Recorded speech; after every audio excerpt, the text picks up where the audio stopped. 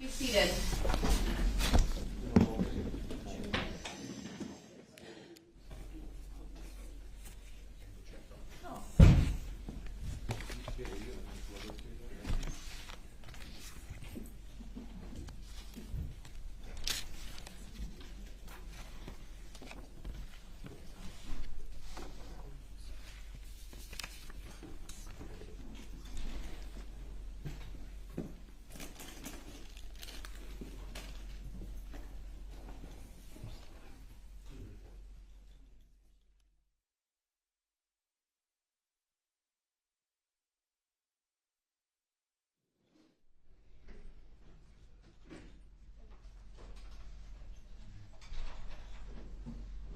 I'm going to email you that to get uploaded, and then we'll make a copy. Or on your dash? Not quite. No, I'm Oh, you're signing signing it, it, so just upload it Yeah. in. And I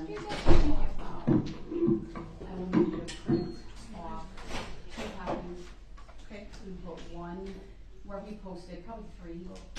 One I want to put on where the photographer works it, so he sees it. Okay. And we'll highlight it, and then one for the media room. Okay.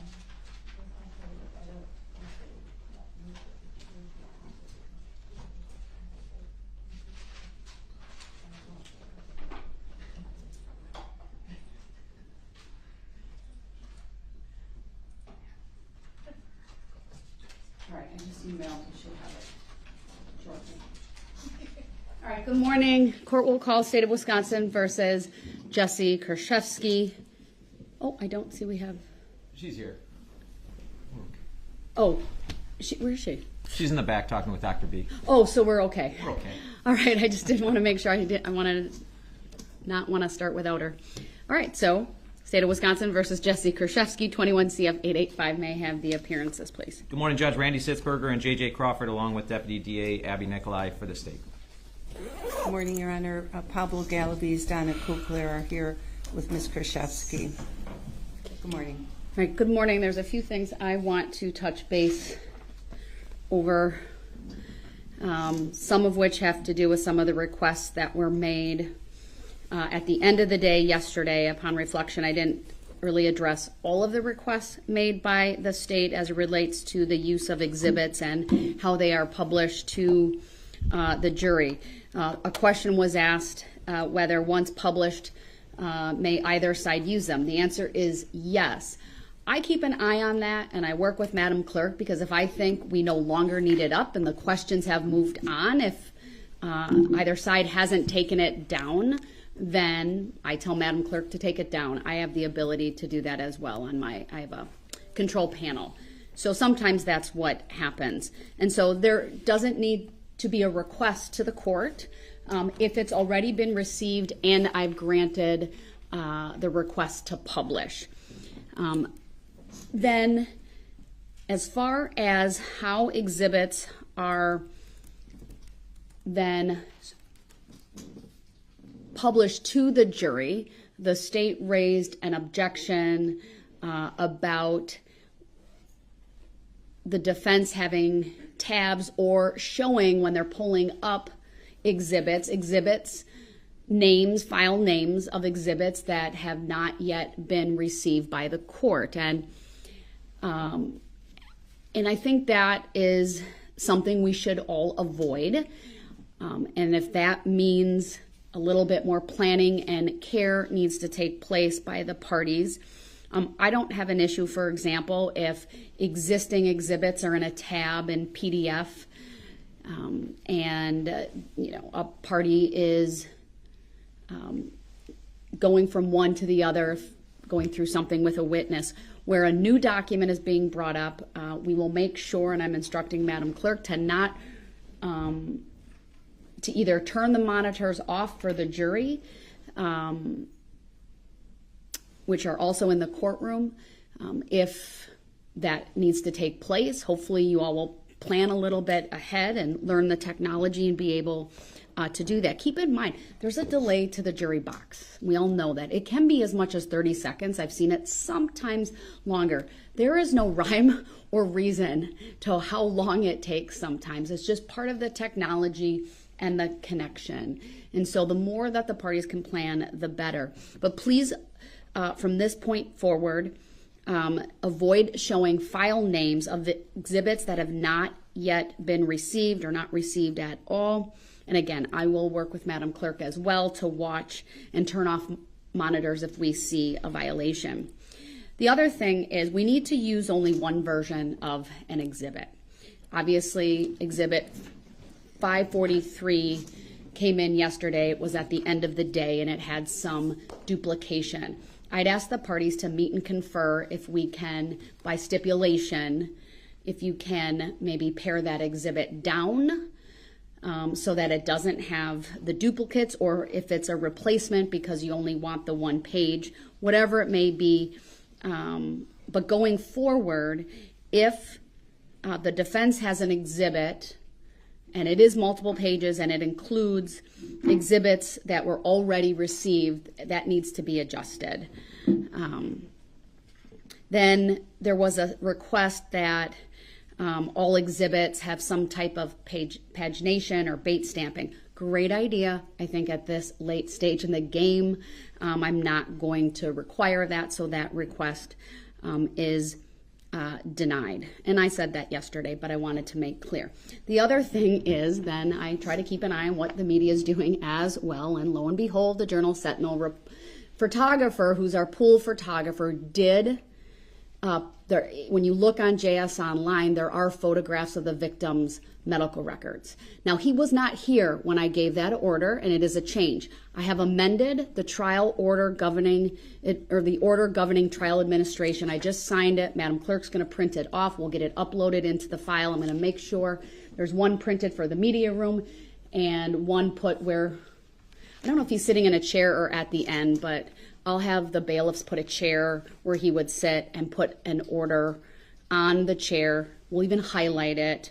I added a line to the section on still photography and live streaming. So, and it just says medical records, and if we need to review that later on, if there's a question. I know that as I was walking out yesterday, I was asked by the live stream folks for clarification, and they offered to scrub their stream. I said, thank you, great. So I believe that was taken care of, and they know going forward. Obviously, I had the cameraman come in when we were off the record, and just so I could advise him of that. They've been really great to work with, and so I appreciate that. But this way, there's no issue kind of going forward. There was no violation because it wasn't part of an order, and the photographer was already gone when I gave that. But I have made that change to the order governing trial administration, and again, we'll get that up into the file as well. Then, one other thing that I wanted to touch on, and I really haven't seen it yet, but just a reminder, when there are objections, objection relevance, objection calls for speculation. I don't need a speaking objection. If I feel that I need arguments from the parties, then I'll excuse the jury or have a sidebar. So just remember that. Really haven't seen it, but I don't recall if I've advised all of you of that. It is a standard practice. You've all been in jury trials in front of me and probably know that already, but I thought it was worth putting on the record. All right. With that, anything that either party thinks I need to address before bringing the jury in for the continuation of testimony from the state? Judge, just logistically then, for when we're showing exhibits to the witness and it's not published to the jury, we can have multiple tabs open to move through efficiently. It's just when they get published, the tabs in the list should not be shown, obviously. Correct. Of exhibits that have not been received. Okay, understood. And secondly, again, just more for efficiency, and so we understand we have some rather large documents. Some of mine are 300 pages. And we've had, again, in trying to be efficient, had witnesses look through them in advance and initial to show that they've looked through this already so they don't have to look through hundreds of pages in front of the jury.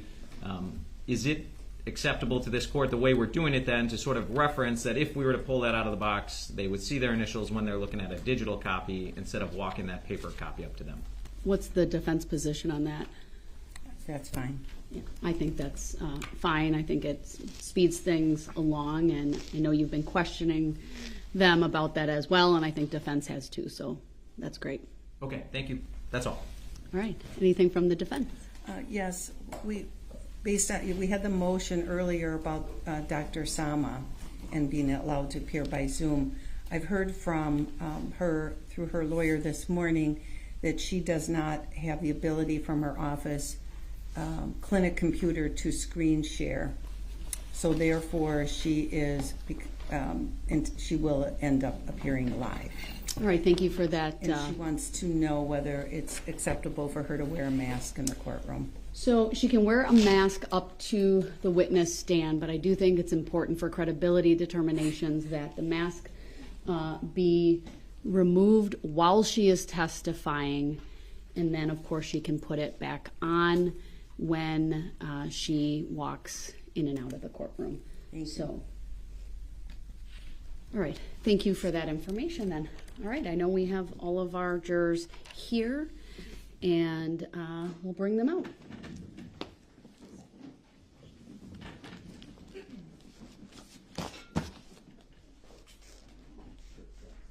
Judge, we are just waiting a few more minutes for our first witness. Oh, okay, Madam Clerk, thank you for that reminder. You Thank did you. tell us about that. We'll just be in a holding pattern then. Just I think he's about 5 minutes away, he said. Okay, no problem. Judge, could we go off the record for a moment? Oh, he's here. All right.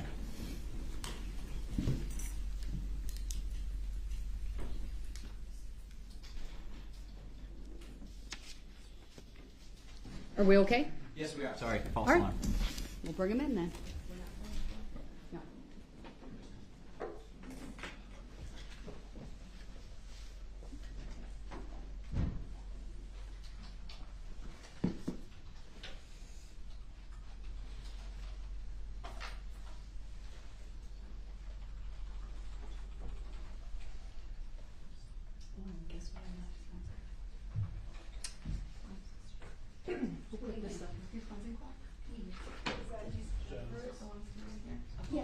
No, that was left over from one of the juries. Yeah. It was under there and I meant to say something. Oh, that was left here yesterday by a juror. We'll just toss it. Thank you.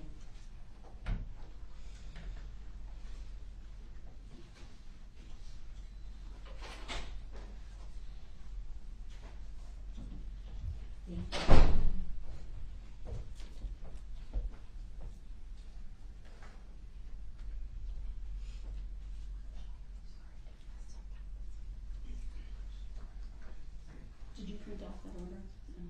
I didn't get it yet. What? Hold on. Signed it. I used my little signing app. Let me make sure. No, I sent it to myself. That would help if I Did you print your order? sent it to you. Oh boy. I will send that to I was you. gonna ask what you were with thoughts, and I was like, I'm so used to that. emailing myself.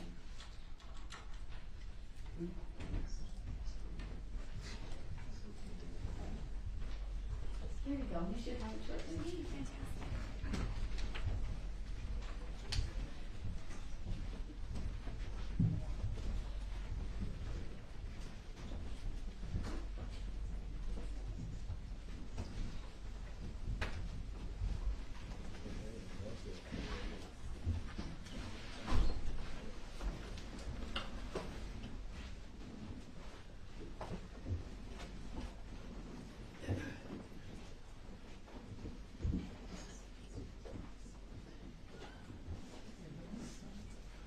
Thank you, everyone. Please be seated, and good morning, ladies and gentlemen of the jury. State, you may call your next witness. The state would call Detective Loberg. All right, good morning, Detective Loberg. If you would please make your way to the witness stand. When you get there, please remain standing. Raise your right hand. My clerk, Teresa, will swear you in.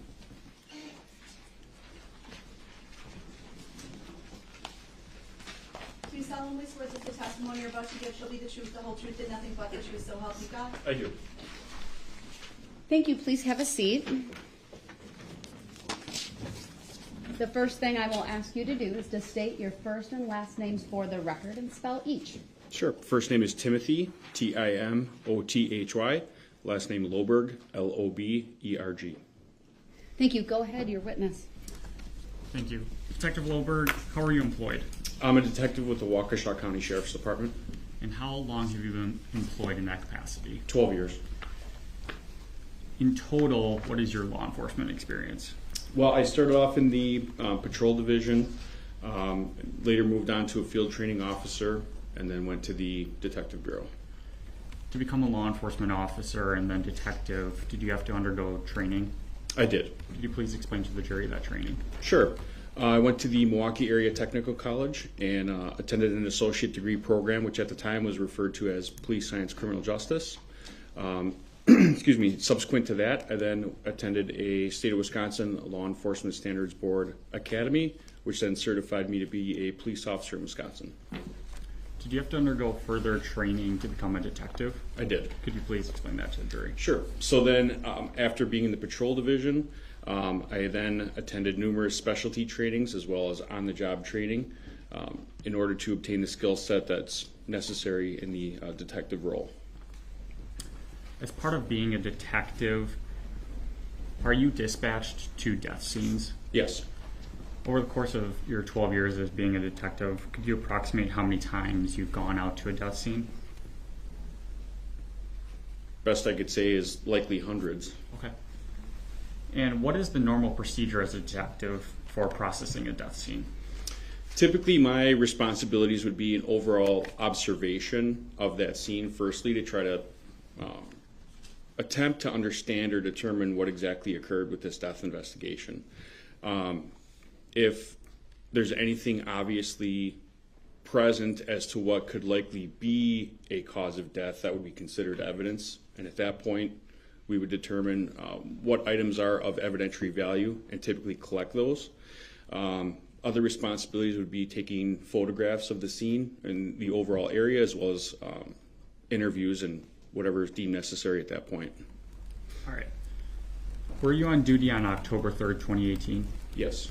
On that date, were you dispatched to a death scene in the city of Pewaukee? Yes. Approximately what time did you arrive on scene? I don't recall specifically. Okay. So if it would have been afternoon, evening time, would that sound correct? Yes, I worked second shift at that time. Okay. What did you do when you got dispatched to that address? The first thing I did was make contact with Deputy Rosenberger, and I gathered brief information as to what he knew at that time. Typically, meeting with that patrol officer, that's going to help determine what areas might need to be focused on or what priorities there may be at that particular time. I learned at that time that there were interviews being conducted, and so I then began just an overall observation of exactly what was going on at that scene. All right. What did you do next then? So then I walked around the exterior of the residence, first attempting to locate if there was any signs of forced entry or a struggle or anything that would be an obvious possible contributing factor or cause of death in this death investigation. I'm certainly not trained or qualified, to be clear, to determine a cause of death, but I'm just looking for something that may overall, any criminal element that may have played a part there. And so after walking around the exterior of the residence and not observing anything obvious, I then did the same walking around the interior of the residence and also photographing common areas of that residence as well as the decedent. When you made contact with the decedent, was it clear that she had been deceased at that point? In my opinion, yes. Okay. And you said you had walked around the residence. Did you take pictures of the residence? I did. Okay. Did you review those pictures before court today? I did. Okay. We're going to put on the screen for you here shortly exhibits 23 through 32. And April's going to click through them. I just want you to review those to yourself, and then when you're done, let me know. Okay.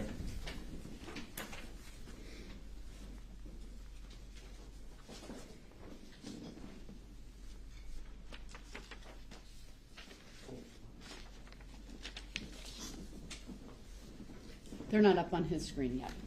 It takes. There you go.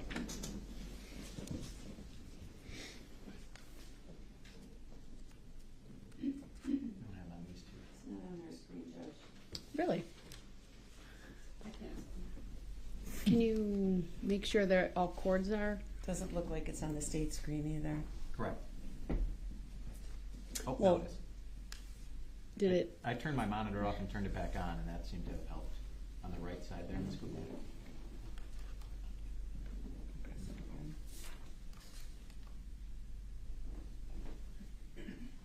Negative. There it is. Got it. Excellent. I was like, I almost needed to call Zach. Very good. Go ahead. They are on, I can see my preview and the detective's preview.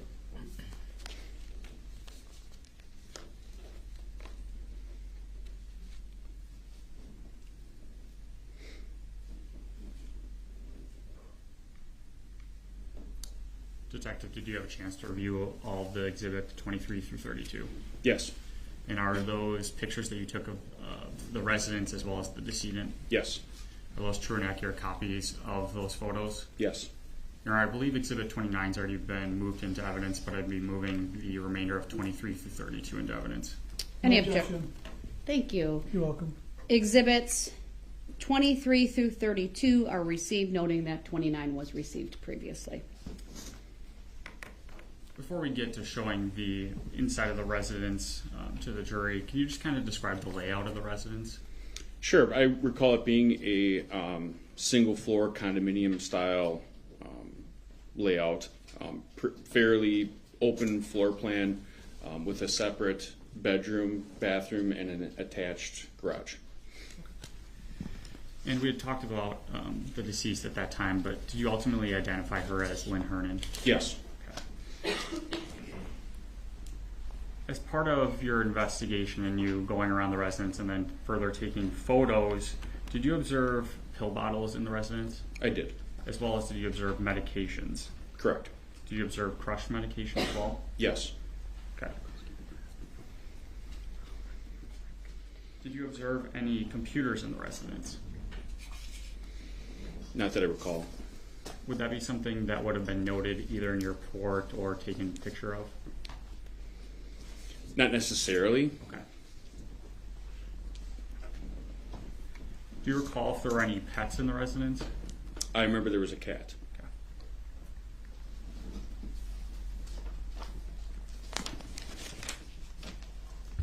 And you said, if you had to guess, you've been to hundreds of death scenes over the course of your time as a law enforcement officer, correct? Correct.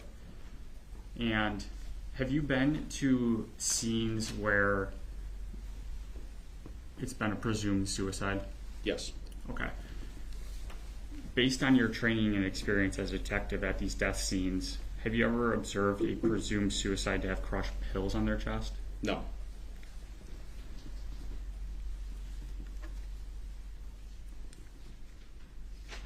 When you walked through the residence, did you go to the bedroom of the residence? Yes. Did you take any pictures of that? No.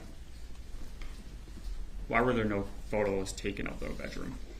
Well, at the time, I guess, now certainly would have been nice to have more photos knowing what we know now, but at that time, having a presumed suicide and no apparent criminal element or violation of state statute that we observed, I did not see anything in the bedroom that appeared to be of evidentiary value. And so my focus at that point was the decedent and the immediate area around the decedent.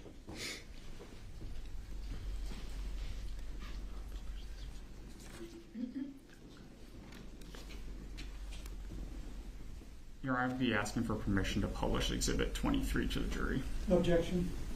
Permission to publish. Do you want permission for any of the exhibits from 23 to 32? Just 23 at this time. Okay, go ahead. Remember, there's a delay.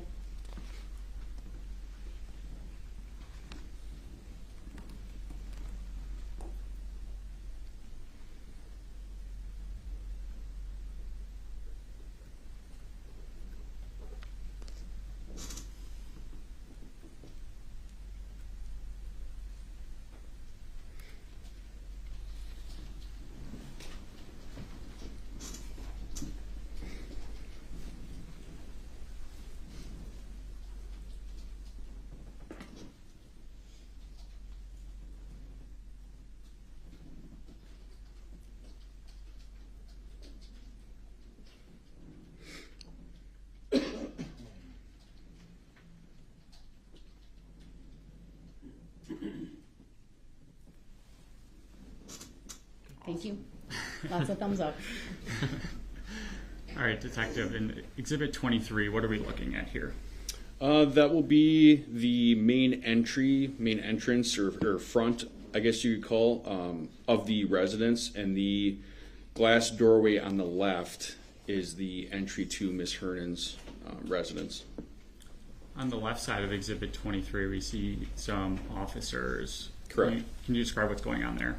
So they are conducting an interview of a party who they later identified to me as Jessy Kurczewski. Okay. Can you just describe to the jury what it appears Ms. Kurczewski's actually wearing in that photo? Looks like some sort of medical attire, or what's commonly referred to as scrubs.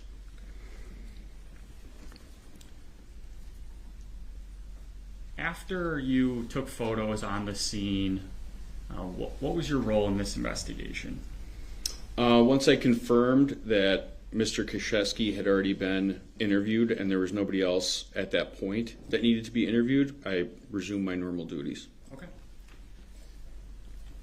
At some point after this date, October 3rd, 2018, did you have further role in this investigation regarding Lynn Hernan's death? I did. Ultimately, did you send subpoenas to financial institutions and other institutions in investigation? I did. Was that ultimately handed off to Detective Plennis in your same department? Yes. Okay. At some point in this investigation, is the reason why did the sheriff's department here start sending out those subpoenas? There was information received. Well, firstly, there was a determination that this was not a suicide per the medical examiner. We were informed of that. Okay. So this transition from a potential suicide to a homicide investigation. Objection, lady. Sustained as to the form of the question. Please rephrase. So the information that you received from the medical examiner. Objection, perhaps asking for hearsay now. Well, let him get the question out, so overrule. You received information from the medical examiner. Did that cause the sheriff's office to change their investigation? Objection, lack of foundation. Overrule. Yes. Okay. And what did that investigation turn into? A homicide investigation. Thank you, Detective. I don't have any other questions. Cross. Thank you, Judge. Detective, thank you for being here. This happened about 5 years ago, correct? Yes, sir. I mean, your memory's not great, would you say? Sometimes. Well, I mean, you met with the prosecutors here, correct, sitting here to my left to review your testimony? Yes. They showed you exhibits, correct? Yes. They showed you your police reports? Yes. Other than that, you have no memory of this? I wouldn't say that. I mean, it's a very unique case. And why is that? Because I have not been to a suicide that, well, I should say I haven't been to what was ruled as a homicide that first appeared to be the way that it did at that scene. So when you first got on the scene, it just appeared to be a suicide, correct? It did. And you didn't have any second thoughts about that when you got on the scene, correct? No. And you indicated that you have responded to hundreds of deaths, correct? I would estimate that. So there's a lot of crime in Waukesha, is that what you're saying? No. How many of those were criminal? It would be hard for me to say. I mean, there was a portion of time as my duties as a detective where I, for example, assisted with crash investigations, which ultimately were fatal crashes and whatnot, so they weren't all criminal. Well, as of 2018, how many were criminal? I couldn't say. Less than 5? I would literally have to speculate, sir. I'm not. Okay, I'm not. I don't want you to do that. I apologize. I'm not certain. I'm really not. So not enough that you can remember, correct? Correct.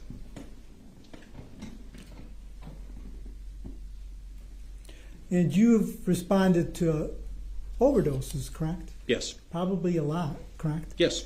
Especially with the pandemic of fentanyl and fake Percocet, correct? Yes, sir.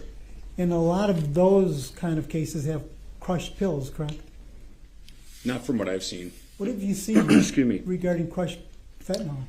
Well, I have typically seen at most of the scenes, I've typically seen syringes and paraphernalia different than, such as in this case where there's a plate with numerous, what appear to be crushed pills on it. So in the cases where you've seen syringes, the syringes were still on the scene? Typically, yes. Were there syringes with tourniquets? At times. Were they still on the scene? At times. Were they usually around the body? Yes. That's typical where the paraphernalia for the way describing the tourniquet and the syringe are usually near the body, correct? Yes, sir.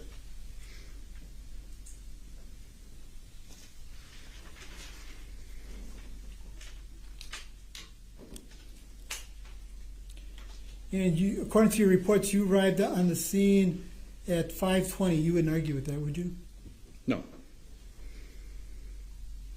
And it's 5:20 p.m., correct? Yes, sir. And when you arrived on the scene, those other deputies depicted in exhibit number 23 were on the scene already? Yes, sir. And they all were talking with Jessy, correct? Correct. Did you speak with her at all? Not that I recall. And those deputies on the scene, who were they? I recall Deputy Rosenberger and Mitch and Jacoby. And did they speak with anybody else in that neighborhood? Not that I'm aware of. They didn't speak with any neighbors, as far as you know? I'm not certain if they did or not. Your job was mainly to take photographs? Correct. And you took photographs of things you thought were relevant? More so of the overall residence, interior and exterior. So you weren't taking pictures or photographs of things you thought were relevant, just flashing pictures in different rooms of whatever you saw? Well, I would say the entire interior of the residence where the decedent is relevant. I mean, that's where the person's located. I would say as far as the exterior photos, the relevancy I see there is that there's documentation that there's no signs of forced entry or a struggle or anything that could be an obvious contributing factor of death at that point. Well, you arrived on the scene. Did the deputies tell you that there could have been forced entry? No. They told you it was a suicide, correct? I believe at the time they told me they suspected that it was, yes, and that the fire department had pronounced the patient deceased, and that was really my extent of the conversation with them. I didn't see fire department personnel depicted in exhibit number 23. Had they already left? From what I recall, yes.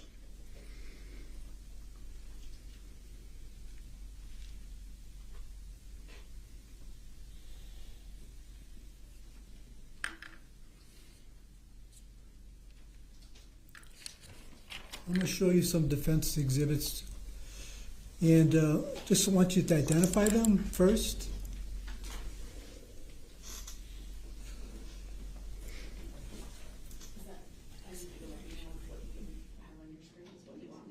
I'm sorry, ma'am. That's all right. It's 543, exhibit 543, page 1. It's already been received. Yeah, I see a black screen. I'm not seeing any screen either, so I'm trying. He's working on it.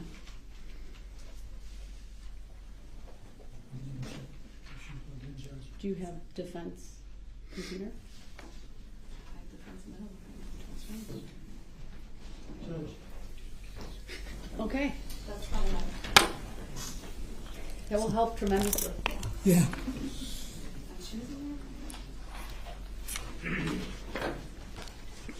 it. It's coming over.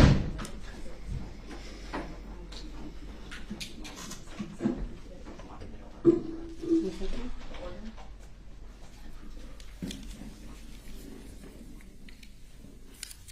Could have done that.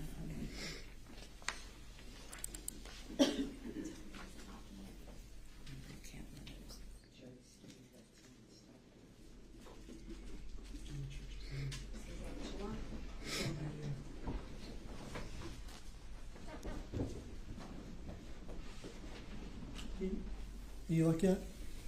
Nothing yet. Yes. Okay. Should be, again, exhibit number 543, page 1. It takes a minute. Do you have it on the, yeah, it's up on his There we screen.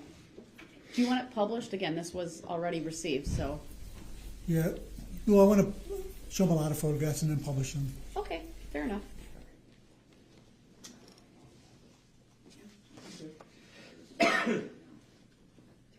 Oh, perfect. I guess all defense exhibits have been published, received. Correct. Oh, In 543, yes, I received all of 543 yesterday. well, let's start with the photographs.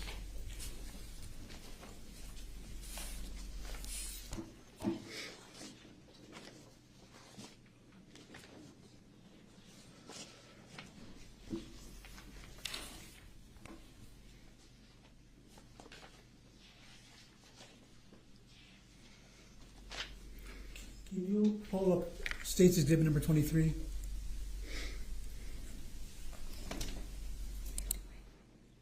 State's Exhibit number 23. We'll go back. I didn't know, I was going to get mine received and published. I'm going to start in sequence. State's Exhibit number 23. You should be able to pull that up. You don't have that? We won't have those in the record just yet. I'm sure she's working on it, but I'm doing it right now. Oh, I see. But yeah, it's not in there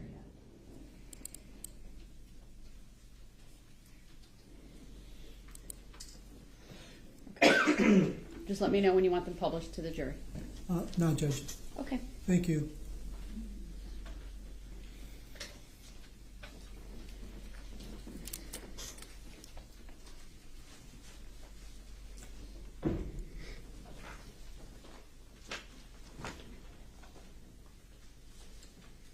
Darrell. Oh, there. So, officer, this has been identified as exhibit number 23 by the state. The vehicle on the right parked in front of the garage, do you know whose vehicle that is? I believe at the time I was informed that that was Ms. Kurczewski's. And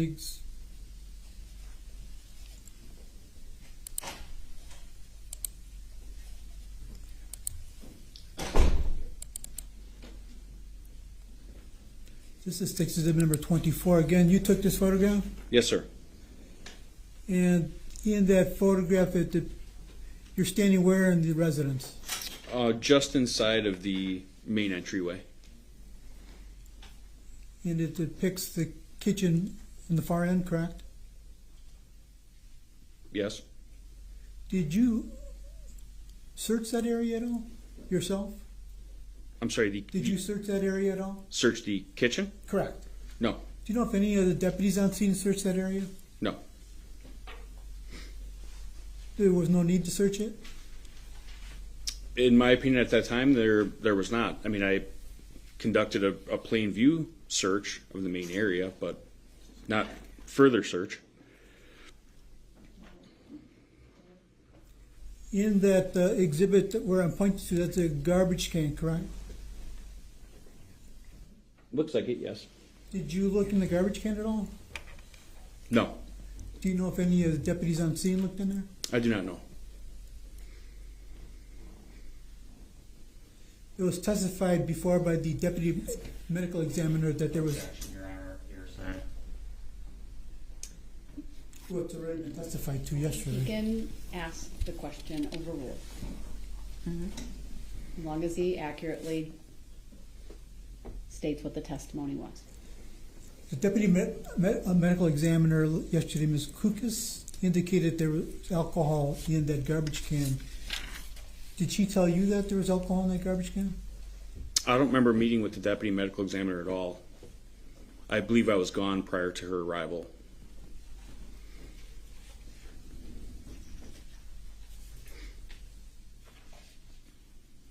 Did you at all, or any of the deputies at all, search the kitchen area for like documents.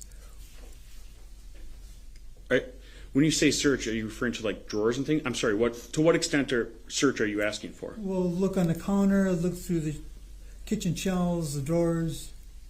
There was there was certainly a visual search. Any plain view search was conducted.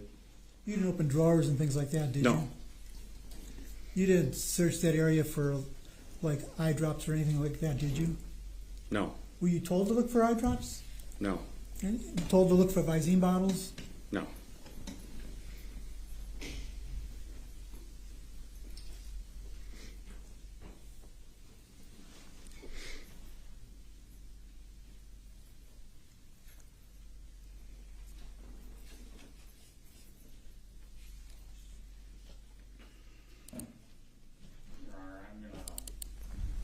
We talked about this earlier with the showing of exhibits. I just want to bring that to the defense's attention. Is there any that have not been received? Sorry, I was looking at something else. I think the last time there was, I just want to make sure that we follow the procedure that was talked about. If I need a sidebar, let me know, but I think so far we've been okay. Well, I'm showing you as exhibit number 25. Do you recognize that exhibit? Yes. Is that a photograph that you took? Yes. And what does exhibit number 25 depict? The decedent and the surrounding area.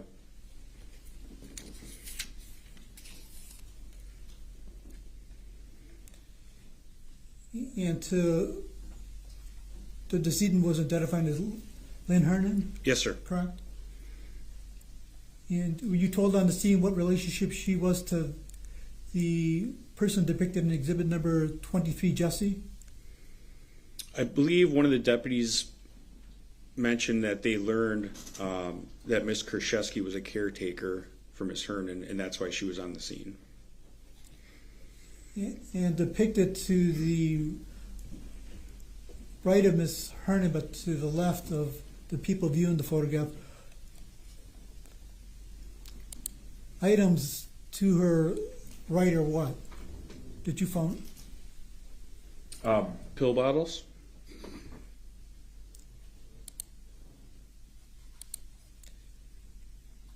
These here are the pill bottles? Yes, sir. What's this depicted on the scene? Appears to be a water bottle. Do you know if that water bottle was full or empty? I do not know. Did you at all examine that water bottle? No. Did you open up and smell inside of it? No. Over to Ms. Kurczewski's, strike it, over to Ms. Hernan's left, and people looking at the photograph are right. What are the things on the table? Appears to be a TV remote, ashtray with a cigarette. There's some pill bottles. Another bottle, I'm not certain what's in there, and then a roll of toilet paper. And some paperwork, documents as well.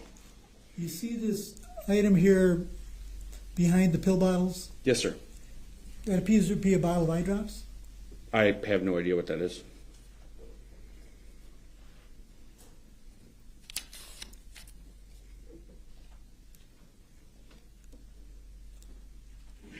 There seems to be a love seat directly in front of Ms. Hernan to her left. Would you agree? Yes, sir. And there appears to be stuff stuffed under there, correct? Yeah. Did you look under there to see what was under there? No. Do you look? So you didn't look at all under there? No. Do you know if any of the deputies did? No.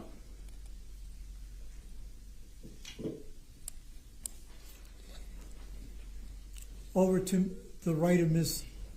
Hernan by her legs are documents, correct? Yes. Did you go through those documents?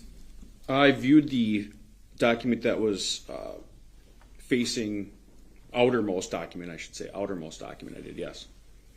You didn't go page through those, did you? No. Did any deputies page through those? Don't know. Had there been items in their information on there on writing pad? Yes. So you did find stuff in there on writing pads? Right in the front, yes. Immediately in the front. Did you look further into those documents to see if there was more things written on writing pads? I don't remember going through the entire stack. I remember viewing a couple of things in the front and photographing a few, and that was it. Ultimately, did you find any identification information to Ms. Hernan? Yes. Where did you find that? I believe that was on the paperwork that is to her right or our left. Excuse me, there were numerous documents in there that had her name on it. Did you find any, like, wallet or purse or driver's license? I don't recall specifically. Did you at all, so in that area, you didn't remember finding her purse or wallet? I don't recall specifically, no. Do you remember searching one of the bedroom and finding her purse in the bedroom? I remember going into the bedroom to view it. I don't recall specifically what was in there, sir. Eventually, you took a photo of Miss Hernan's driver's license, correct? Yes. Where did you find that? I don't recall. I don't know if a deputy gave it to me. I'm not certain.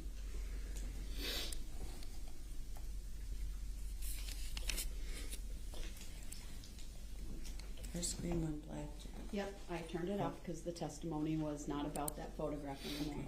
Understood. I'll keep the up for you all, so if you need to see what you're doing, but.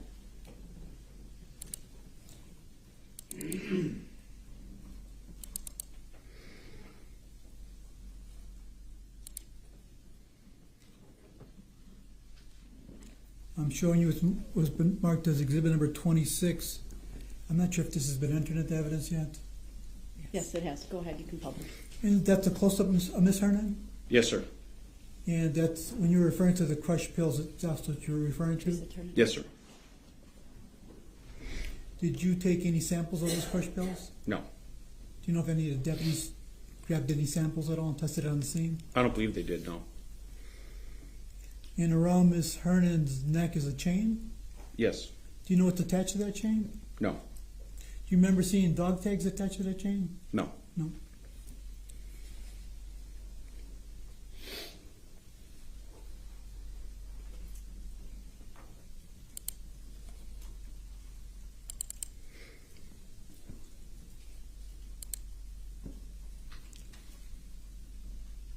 Again, this is a close-up of the other photographs I've shown you, which depict pill bottles on one of the tables next to Ms. Hernan, correct? Yes. That was the table to her right, correct? Yes, sir.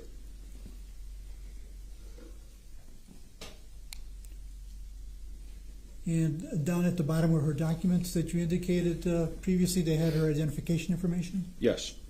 And you said you kind of went through those partially? Partially. And you saw some notebooks in there with written items on it, correct? Correct. And you didn't look through all of them, did you? No. There could have been more notebooks in there that you just didn't look at, correct? Sure. Yes.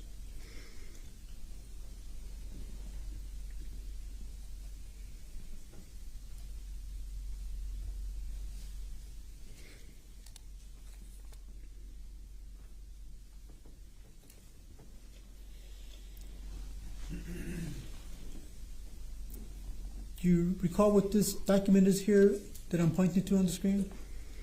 I believe it was a will of some sort.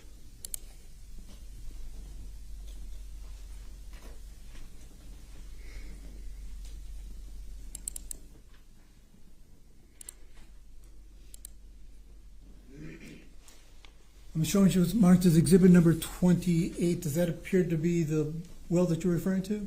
Yes, sir. And according to that document, it's dated, at least there's the dates of April 20, 2018, correct? Yes, sir. And you see Ms. Hernan's name on it, correct? Correct. And you see Ms. Kurczewski's name on it, correct? Correct. And there seems to be a BMO Harris bank employee listed at the bottom, correct? Yes. And if you cannot read it, it seems to be bank employee Maria Cecilia, spelled C-E-C-E-I-L-I-A, Benavides? You want me to zoom it? It's just hard to tell with the penmanship, sir. Can you see her date or stamp up here? Oh, I'm sorry. Yes. Yes, I'm sorry. And that's spelled BENAVENTE. Yes, sir. So it seems to me like this document was taken to the BMO Harris Bank to be notarized, correct? I assume so. It appears to be, yes. Appears to be.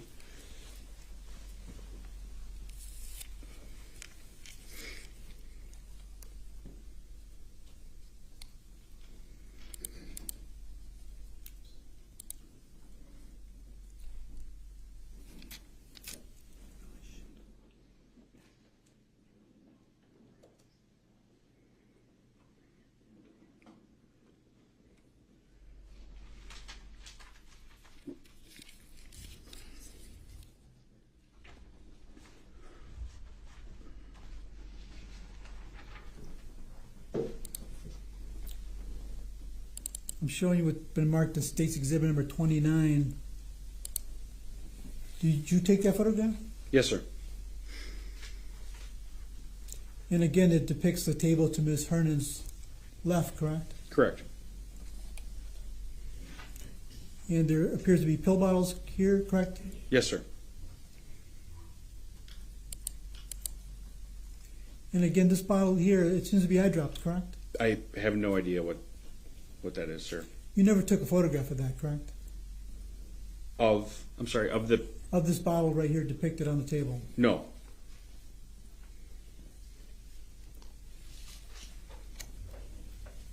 Do you know if any of the deputies on the scene or anyone ever recovered that bottle?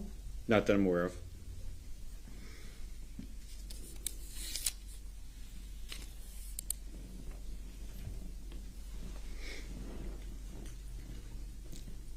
Did you find any liquor bottles around Miss Hernan? Not that I recall. Did you find any like cups or water bottles that contain any kind of alcohol in it? Not that I recall, no.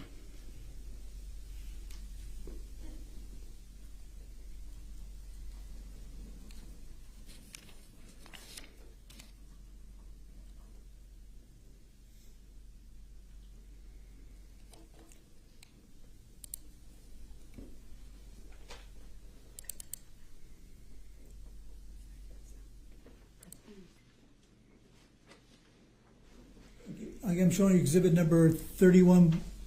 Again, state exhibit number 31. You took that photograph, correct? Yes, sir. And that appears to be the backside of where Miss Hernan was sitting? Correct. And again, it depicts the pills on the table, correct? Yes. Toilet paper, correct? Correct. And again, the same eye drop bottle, correct? Objection, Your Honor, that's not testimony. Well, this bottle, I'll rephrase the question, Judge. Thank you. Go ahead.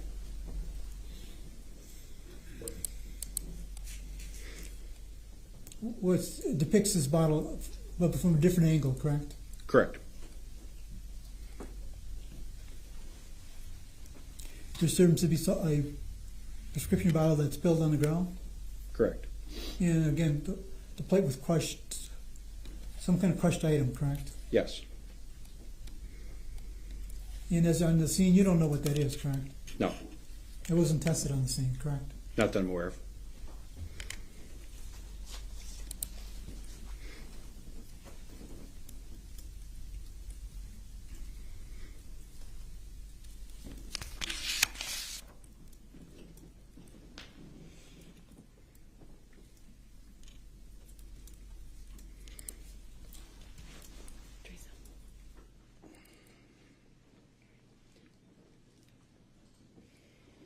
I'm showing you what's marked as State's Exhibit number 32. You took that photograph, correct? Yes. And that appears to depict the kitchen, correct? Correct. That it only appears to depict half of the kitchen, correct? Correct. You didn't take a picture of the whole kitchen, correct? From that vantage point, Correct, for any vantage point. I believe it can be seen in the background of other photos, but I don't recall specifically. Close-ups? I don't recall any other close-ups other than this kitchen island.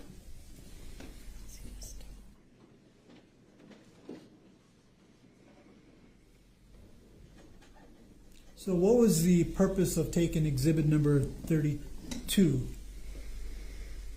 I would say two purposes. One, to show the items that are on the countertop, and two, again, is to get also an overall view of the residence itself and kind of assist in giving people a perception of exactly where things are and an overall view so that you can see that there's no apparent signs of struggle or forced entry or any other contributing factor that's obvious.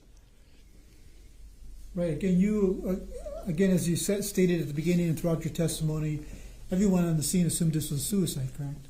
Yes. A suicide by prescription pills, correct? Yes. Overruled.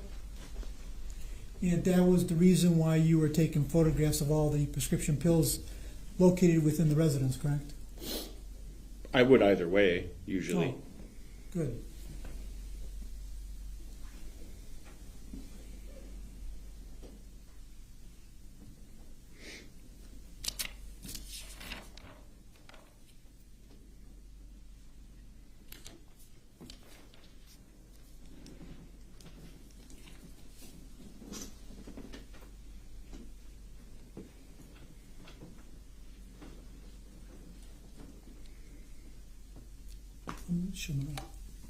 Should I warn you ahead of time?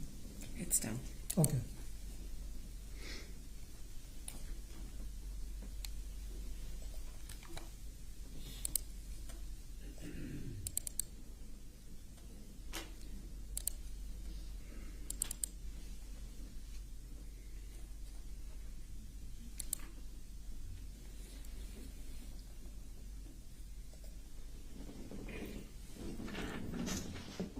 Again, as to this defense exhibit 543, page 1, you took this photograph, correct?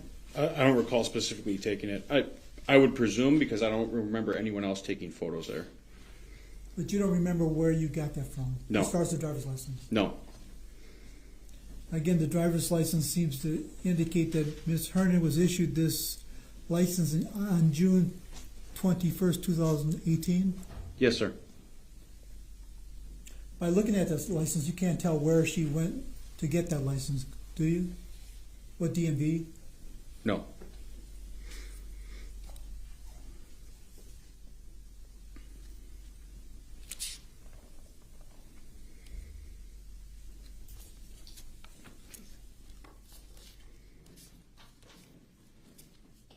You done with 543? Yes, ma'am. Thank you. Thank you, Judge.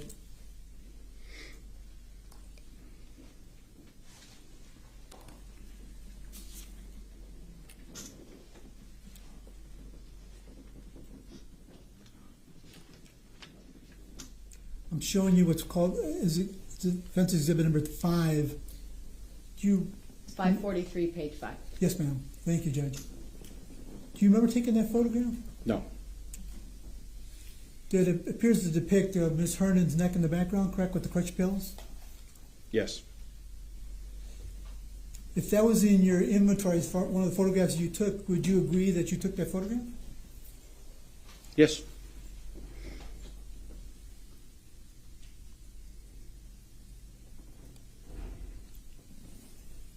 And you indicated that you've come across a lot of deaths, correct?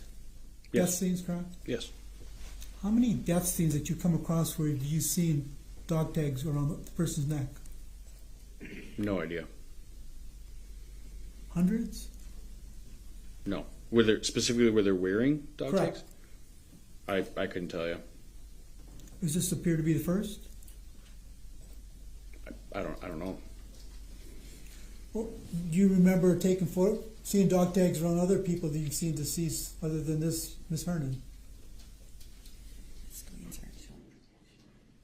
Not specifically. I'm sorry. I don't recall specifically how many. Can you show the screen to this witness?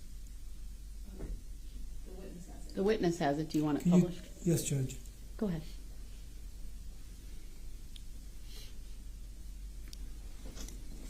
And the dog tags appear to have like, the chain itself appears to have a female ring attached to it, correct?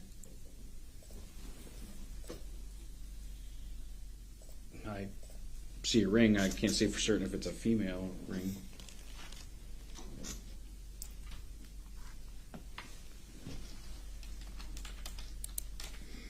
Please sit down. Oh, Please be careful. yeah, just a mess of mine. I'm showing you what's marked as defense exhibit 543, page 6. That appears to be a close-up of the dog tags, correct? Yes. And it appears to identify the owner of the dog tags, correct? Yes. And it states Robert Wallace Hernan, correct? Correct.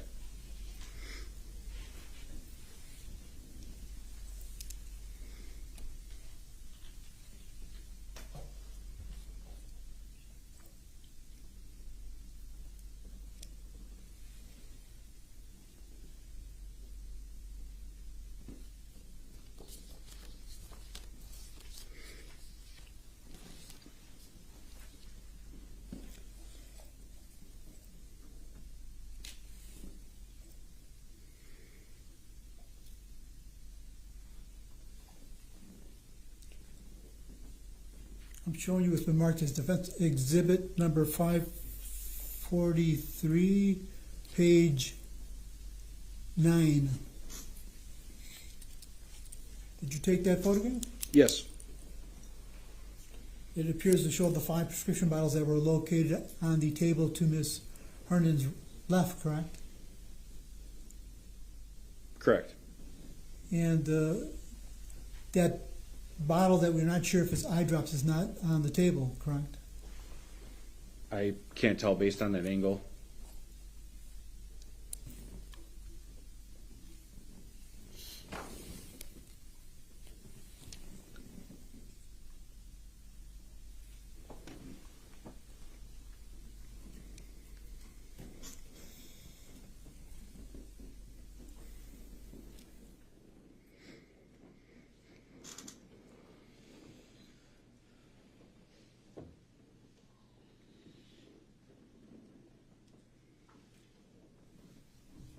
To the left of that photograph, or to the right of prescription bottles, there appears to be an ashtray, correct? Correct. And in the ashtray is a cigarette? I believe so. It Appears to be. There appears to be lipstick at the end of that cigarette? I guess it could be, sure. And there's some coloring, certainly.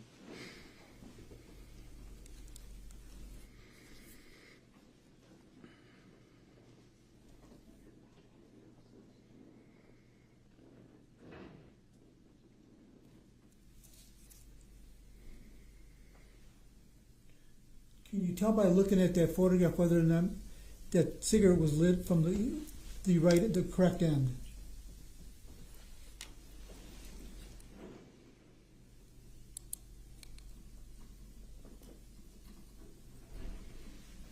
I can't tell. It's hard. I'm sorry. I don't want you to guess. No, I'm sorry. I can't tell if that's a filter side or if it's the tobacco side. I'm sorry.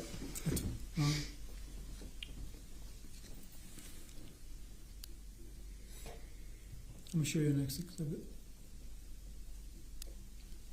From this exhibit or different? From this same set of exhibits, Judge. Thank you.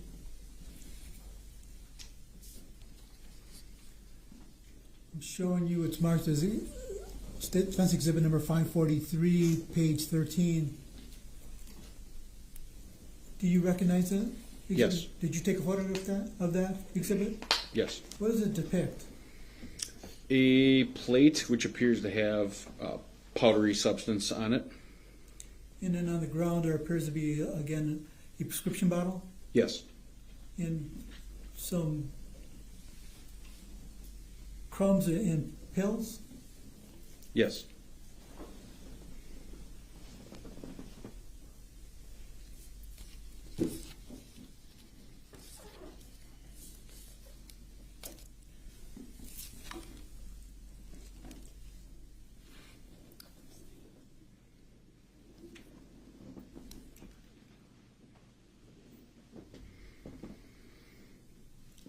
going to show you. Different exhibit? Yes, Judge. Okay, Madam Clerk, thank you. I'm showing you Defense Exhibit 543, page 15. You took that photograph? I don't recall specifically. Well, it's depicts scene photographs, and it was labeled on the photographs you took. Okay. What was the significance of taking that photograph? I don't recall taking that photograph. So Yeah. it's hard for me to say. There appears to be some, like, stool in the bathroom, correct, toilet, correct? There's something in the toilet.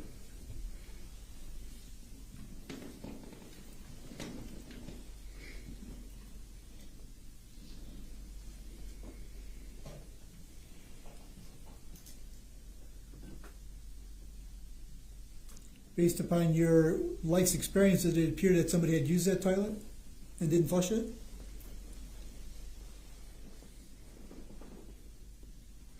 I see something deposited into the toilet. I don't.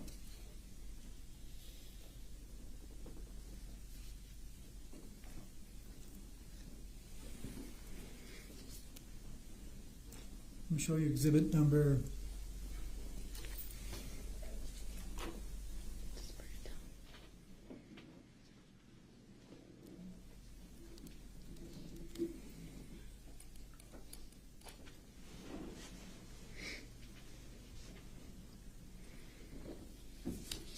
I'm showing you what's my defense exhibit number 543, page 19. You remember taking that photograph? Not specifically, no. So when you were getting prepared for this, your testimony today, the state didn't show you all the photographs that you took on the scene?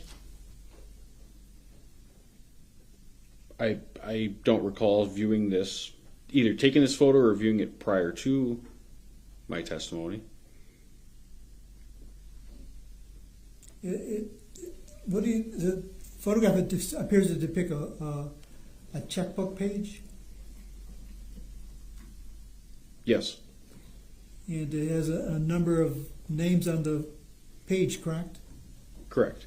Label number 1 is Jessy Kurczewski. Yes,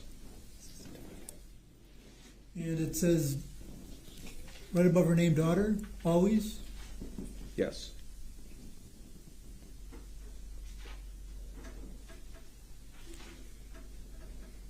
And below her name it says, like, on Living Will Healthcare.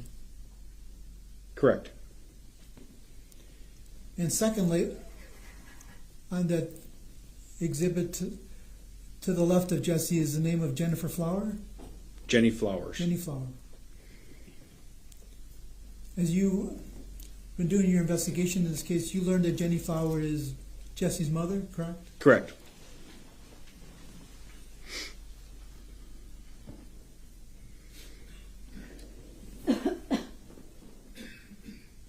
I'm showing you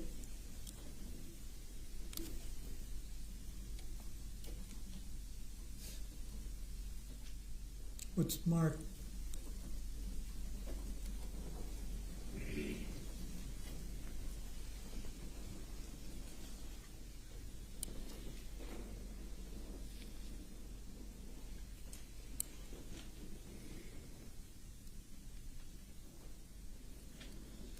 As Defense Exhibit 543, page 20. Do you remember taking that photograph? No, But if it was in your photographs listed, scene photographs, you would have taken that photograph, correct? yes. Because you were the only one for the Sheriff's Department taking photographs. That I recall, yes. And on this exhibit at the bottom, it says physician certification, correct? Yes. And it says, I certified the Lynn Hernan printed name. What does the rest of that say, if you can read it? Has a medical or genetic condition that requires access to medical or genetic information regarding his or her birth family.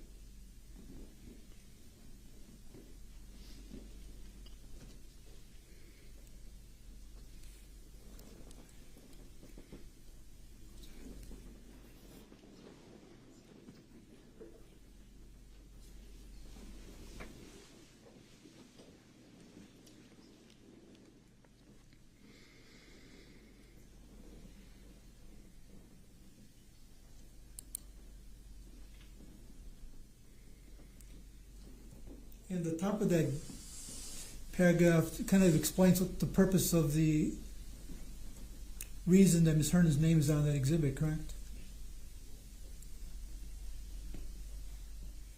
Yes. And it says State of Wisconsin Department of Health and Social Services, correct? Yes, sir. And what does it state after that? The Department of Health and Social Services.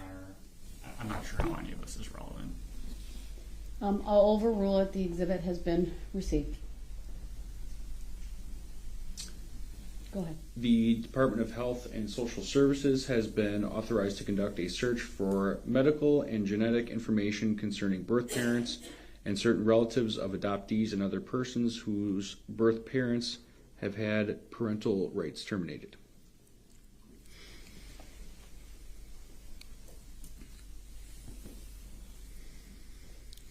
I'm showing you exhibit.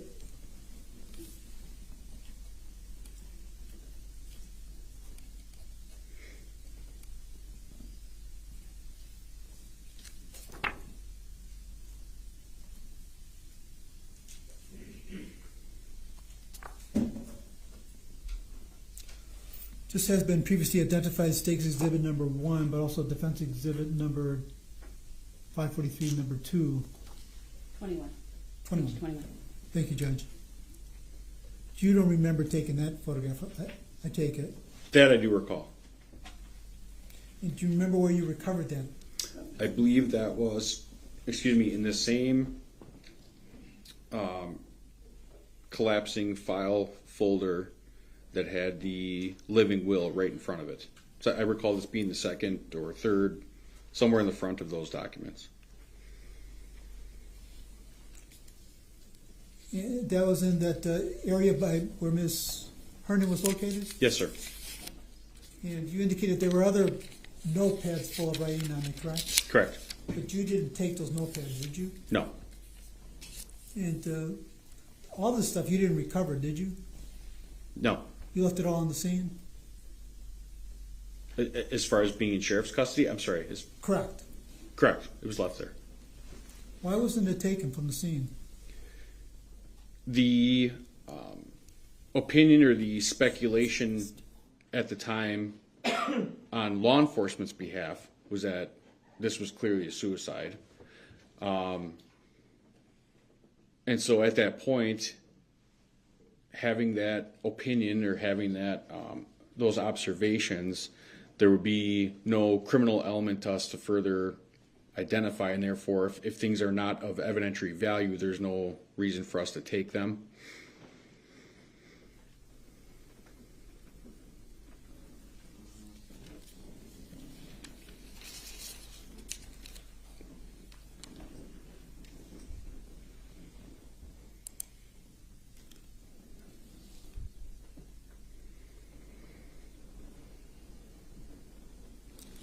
Yeah, it seems on the exhibit, it's information, if written by Ms. Hernan, telling people what to do if she's not around, correct?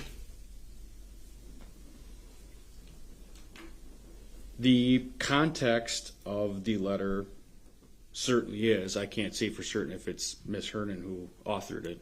Right, whoever wrote that, those things on that notepad seems to be giving people directions as to what to do when if they're not around, correct? Yes.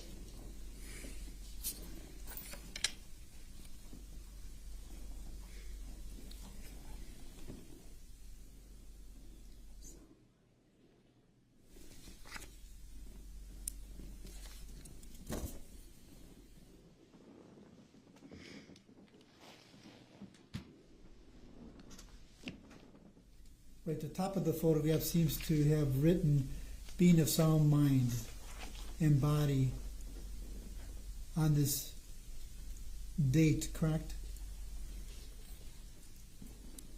Yes.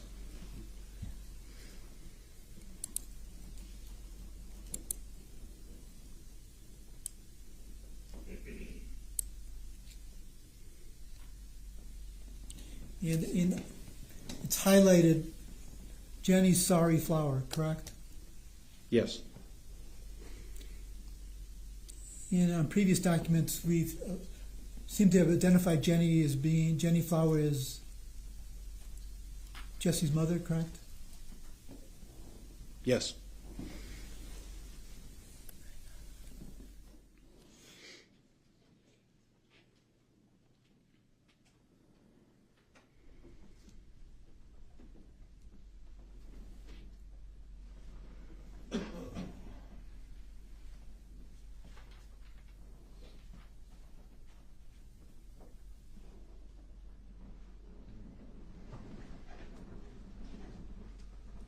And at the top of that document, it appears to be talking about something with cats. Bathroom, keep full, it's the cats. Correct. Again, you saw a cat on the scene? Yes. Did you seek also cat litter? I don't recall specifically. The residence itself was pretty clean, would you say? Yes. It was, if Miss Hernan wasn't keeping it clean, someone was keeping the residence clean for her, correct? Yes, it appears so, yes.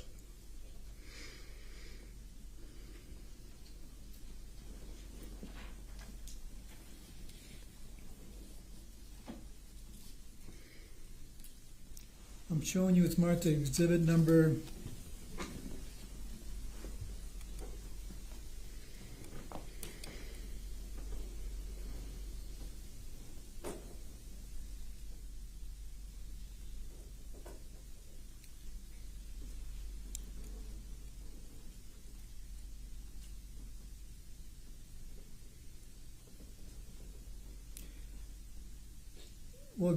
5, defense exhibit number 543, page 22 seems to be a closer look at that exhibit number 21, correct? Yes.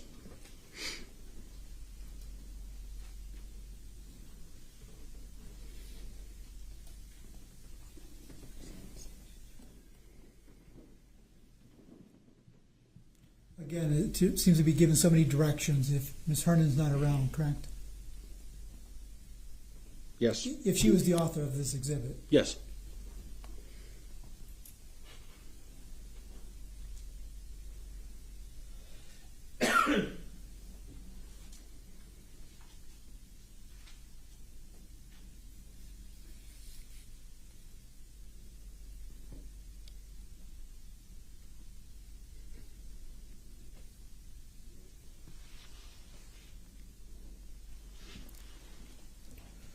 I'm showing you it's marked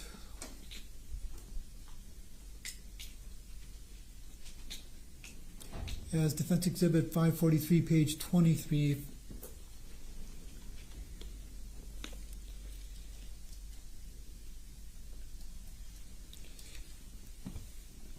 It seems to be more writing of the same person who wrote the other exhibits, correct? Yes. Because it seems to suggest Ms. Hernan wrote that exhibit, correct? Her name's on it. It does.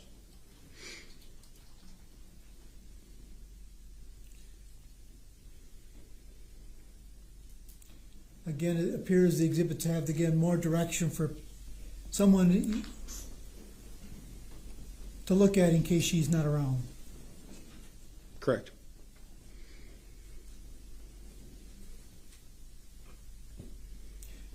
Seems to have individuals' names on it, correct, with telephone numbers? Yes.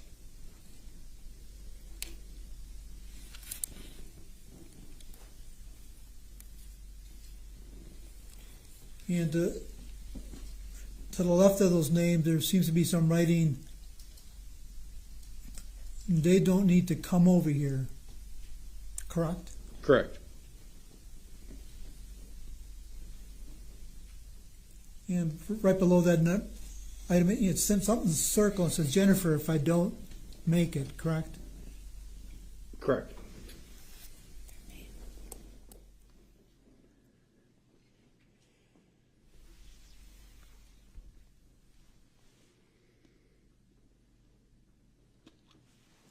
And farther down on that exhibit, it says, if something happens, basically, Jennifer, you get the Jeep, the 2014 Jeep. Patriot is yours, title is in the visor, correct? Yes.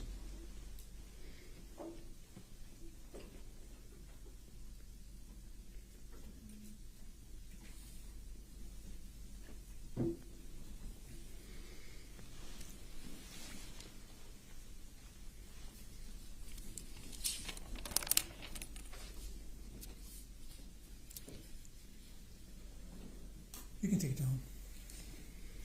Would you agree there was a lot of other documents on the scene or around Ms. Hernan that you observed but didn't take photos of? Yes. And did you ever check the bedroom for similar documents? Not that I recall.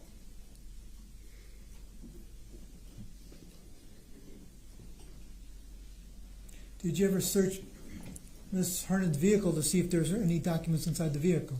No.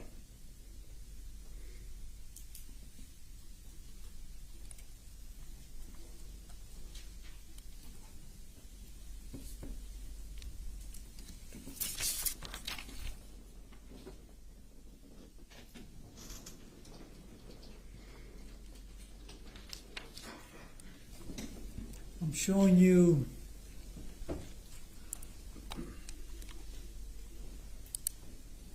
but don't put it up yet.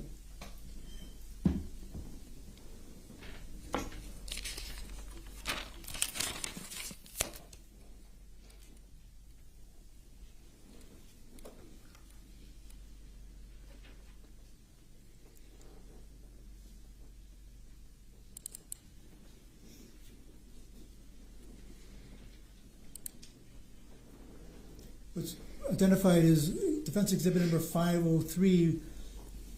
I don't want to publish this to the jury at all. I'm going to show you a number of exhibits: 503, 504, 506, 507, 508.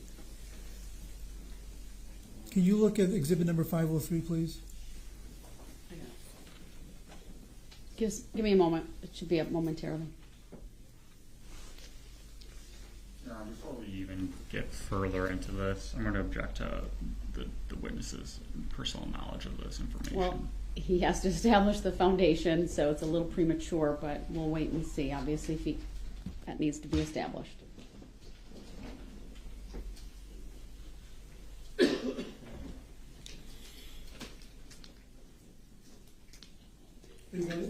I'm sorry. Yes, sir. Sorry. My fault. Can you see item number 503? Yes.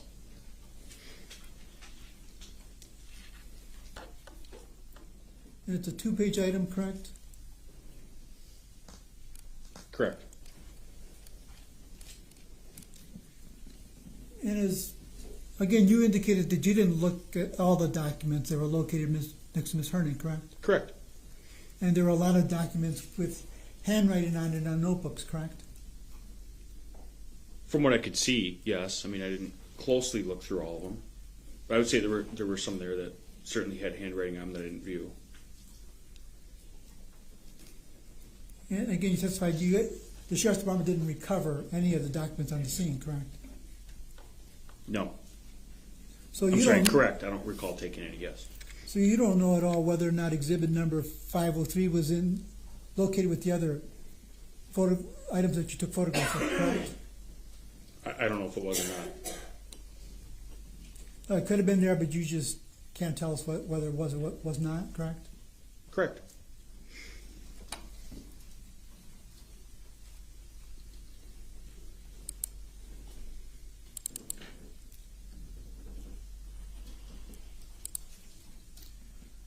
I'm showing you it's marked as 504, item number 504, defense exhibit number 504.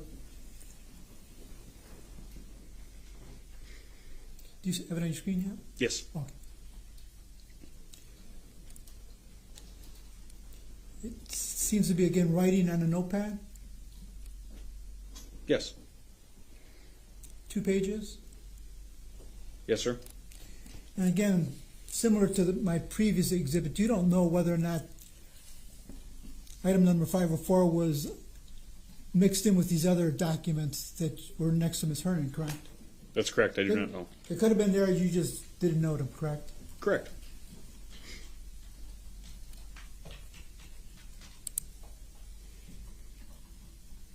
I'm showing you it's marked as defense exhibit number 505. I'll strike that. Defense exhibit number 506.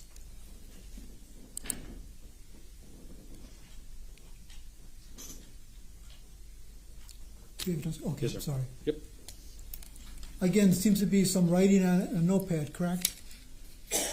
Correct. And there appears to be, it's a long exhibit, like there's 29 pages here in this exhibit. And writing on each page, correct, on a notepad, correct? From what I'm seeing so far, yes.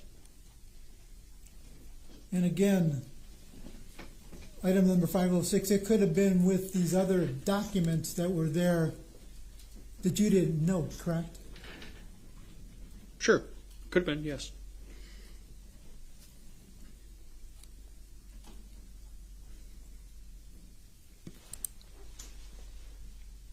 I'm showing you as marked as defense exhibit number 507.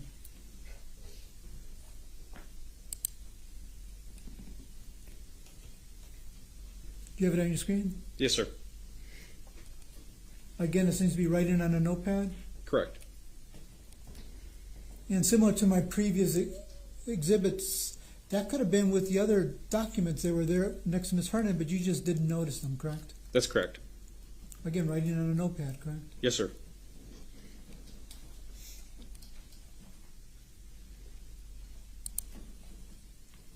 I'm showing you as much as exhibit number 508. Do you see it? Yes. Again, it appears to be writing on a notepad, correct? Yes, sir. And similar to my other exhibits, it could have been there with the other documents, but you just didn't notice them, correct? Correct. She had a lot of documents next to her, correct? Correct. Some were medical, correct? I don't recall for certain what was in there. I mean, I recall the will document, and I recall the pages of the notepad that we viewed prior to these exhibits specifically. Outside of that, I can't say for certain what nature the documents were.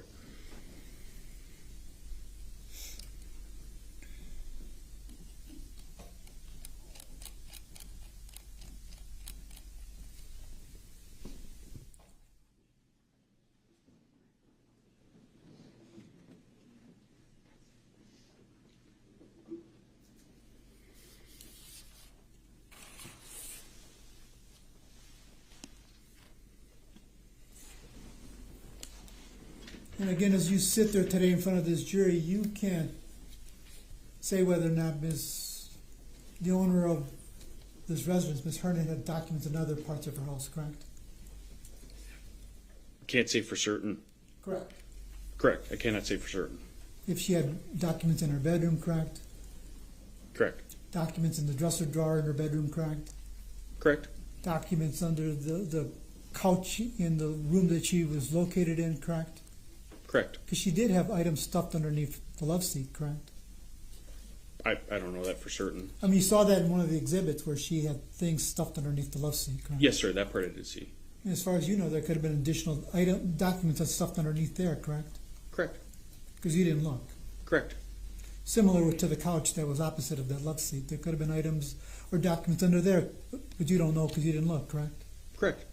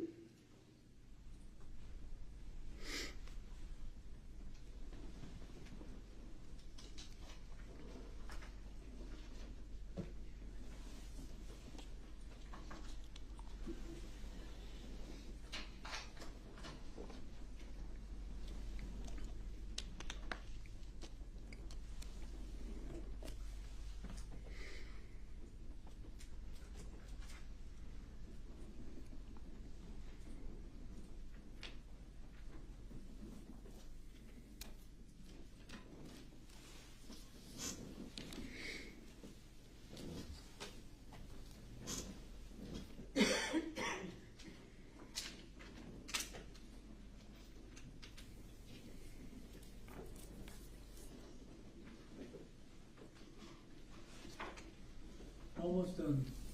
Detective, bear with me. I'm going to show you what's marked as Defense Exhibit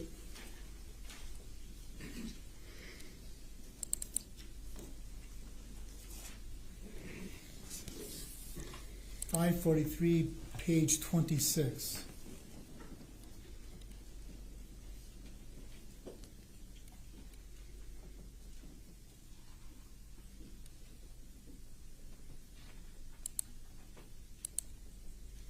Do you see that exhibit up?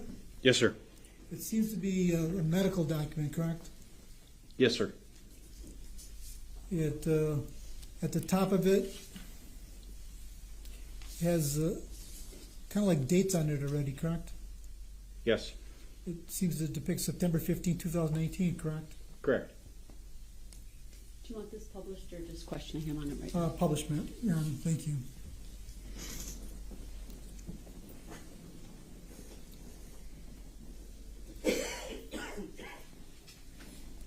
It seems to be, again, a hospital document or a medical document, correct? Correct. It's dated September 15, 2018, correct? Correct. Time 1700, and you know what that seems to suggest, 5 p.m.? Correct. It talks about items that the patient, or items that they're referring to, jewelry, ring, necklace, bracelet, correct? Correct. Bracelet, 4 rings, correct? Correct. Filed on September 15, 2018 at 1700, correct? Correct. It says pants, shirts, footwear, filed, again, same date, September 15, 2018, correct? Correct. Clothing, strike that, other things, purse, wallet, credit cards, correct? Correct.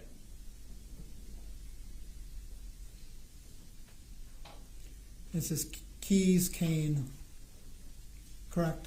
Correct. Cane spelled C-A-N-E, correct? Yes, sir. Again, dated September 15th, 2018 at 5 p.m., correct? Correct.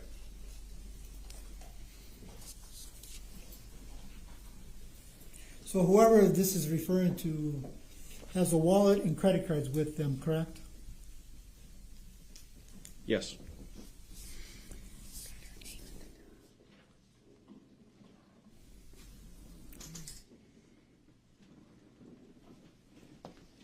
I didn't see it, but at the top of the document, apparently it refers to a Hernan Lynn A, correct? Correct. And underneath it, it says patient, correct? Correct.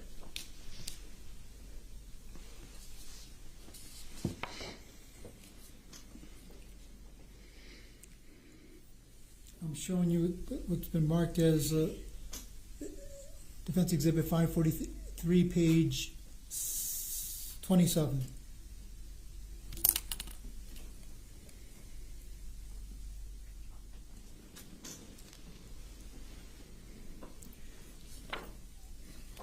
At top of that exhibit, it says Pro Healthcare, correct? Correct. Again, is the name of Lynn Hernan, correct? Correct.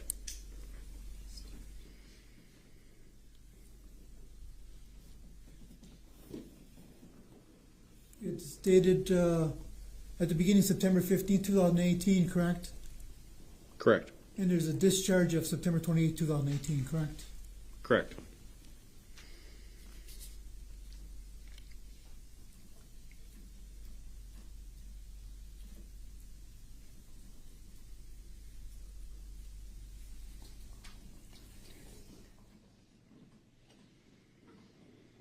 It also talks about the providers seen during the hospitalization, correct? I'm sorry? It also labels the doctors that Ms. Hernan saw while she was at the hospital, correct? Yes, sir.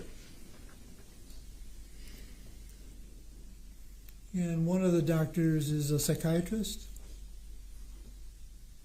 Yes.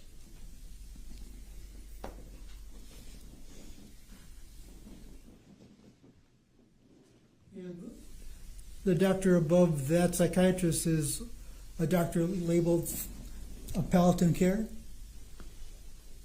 Palliative care, I believe it's pronounced? Correct. Yes, sir. Let me zoom it in a little bit more so I can read it. And it talks about why Ms. Hernan was hospitalized. Correct. Correct. I know you're not a doctor, so I don't want you to go through those items unless you can. No. No, okay. Fair enough. And there appears to be some writing on that document from somebody, correct? Correct. I mean, you don't know if Ms. Hernan wrote that on, put that writing on that document, do you? No. And you took a photograph of this. It's listed under the photographs that you took. Do you remember taking it? No.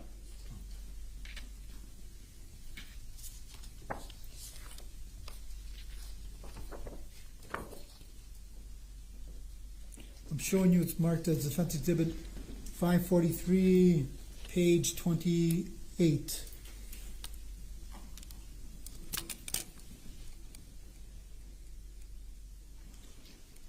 Again, it's labeled for Ms. Hernan, correct?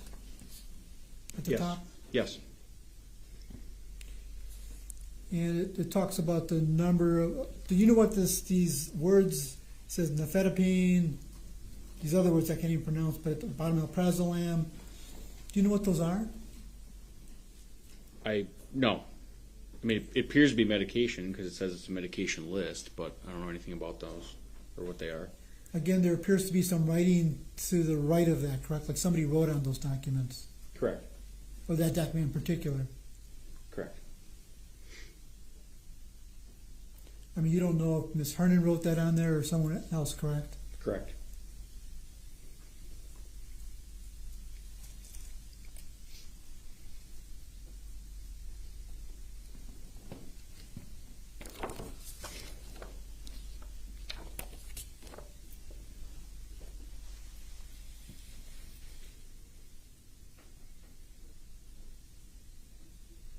And I'm showing you Stat Vest Exhibit number 543, page 29.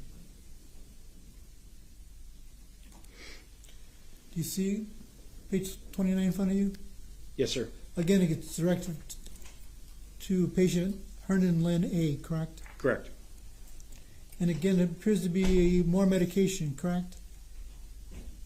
Yes. Correct. And again, someone is writing to the right of those prescriptions, correct? Correct. Like it's at the top, it says it appears to be do not substitute. Correct.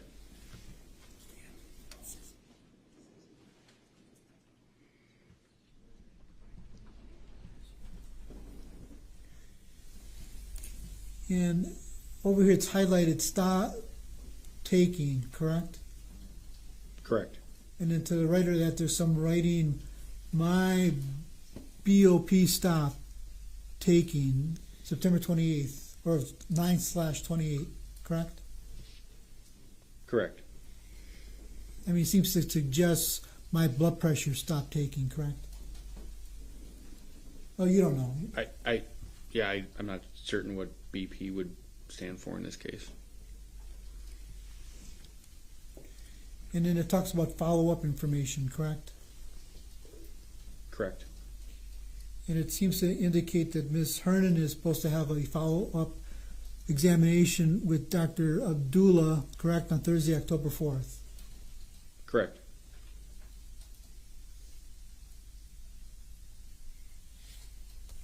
And it says contact the clinic to reschedule if you're unable to attend, correct? Correct. Again, there's more writing. If you are discharged to rehab, appointment will be canceled, correct? Correct.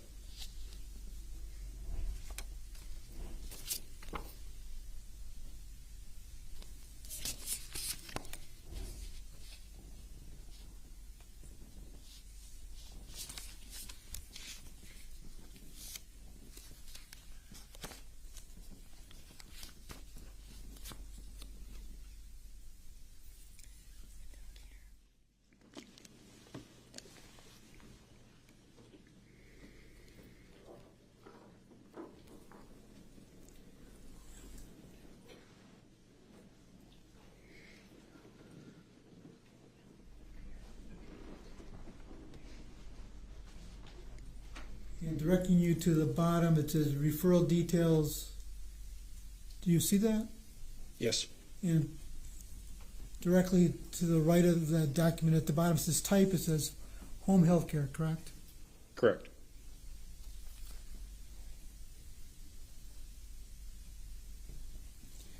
And one of the last documents I'm directing you to is defense item number 543. And I have it labeled as defense item number, page number 3.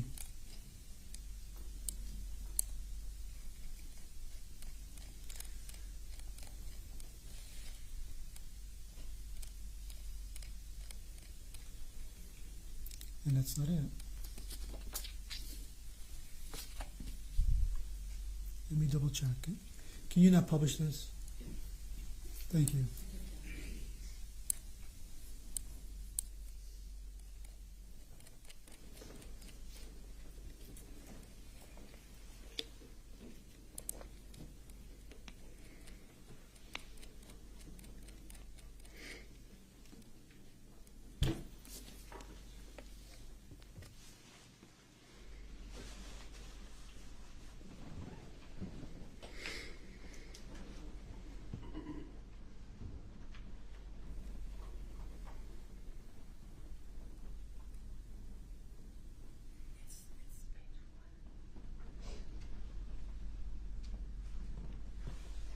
Yeah, there you go. Showing you it's marked as defense exhibit number 543, page 30. Do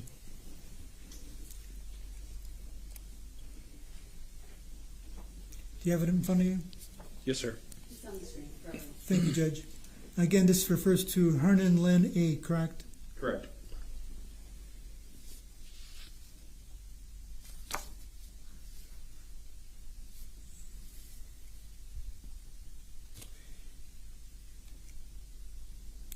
And where it talks about special instructions optional, do you see where I'm pointing to? Yes, sir. It says patient's friend Jessy is her caregiver, correct? Yes, sir. And it has her telephone number, correct? I would assume that's her telephone number. I don't know for certain.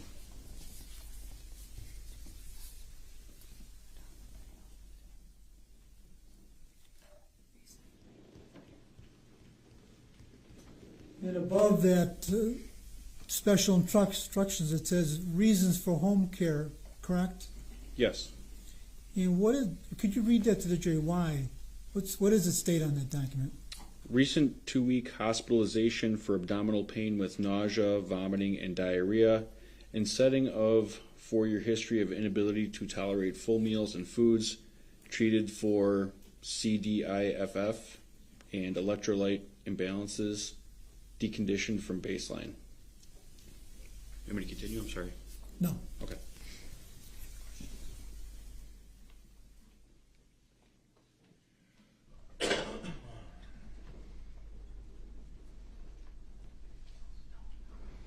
Thank you, Detective, and thank you for your service. Thank you, sir. Any redirect? Sorry. Yes, Your Honor. How long do you think you have? I may take a break. I'd say probably 20, 30 minutes. Maybe. Yeah, let's take a break then. We'll take about a 20-minute break. All rise for the jury, please.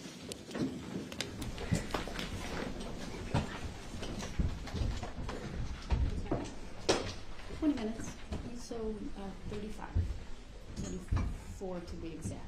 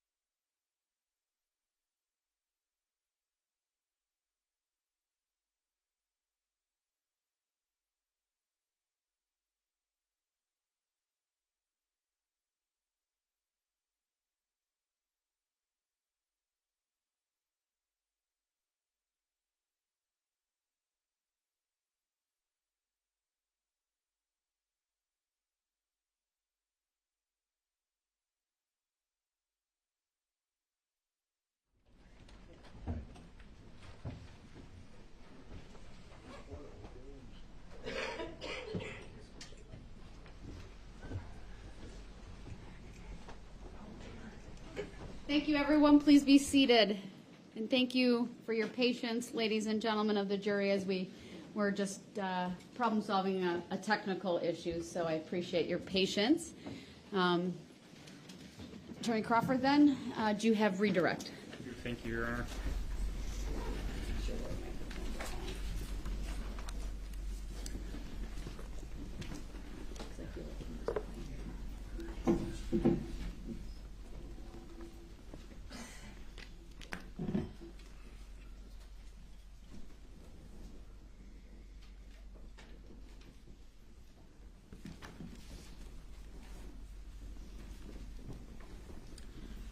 I apologize. We're trying to pull up one of their exhibits, 543. Do you need preview on right now for yourself so you can see Please. it? All right. There you go. Let me know if you want it on for the witness then, too. I will. Thank you.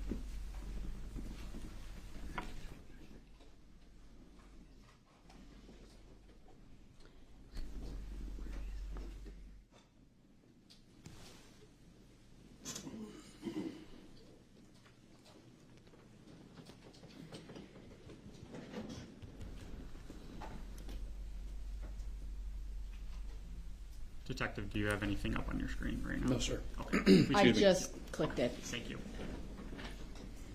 It's up now. Thank you. And then let Detective, me know if you want it published. I will. Thank you.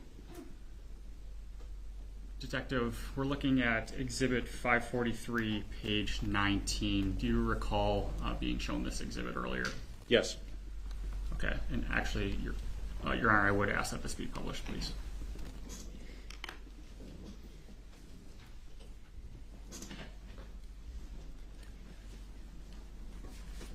On page 19, is there an individual noted as Corrine Posa? Yes. Is there a arrow pointing to her name that talks about a living will in healthcare? Yes.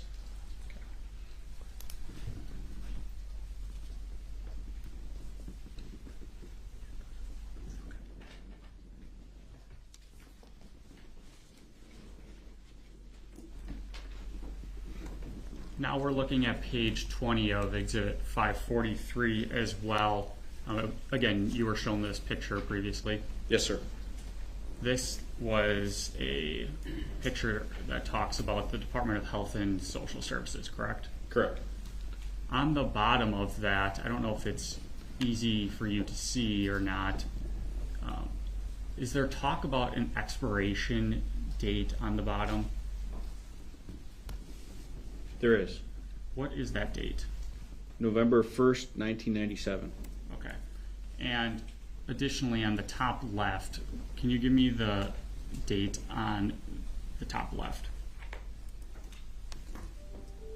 It's hard to see, sir.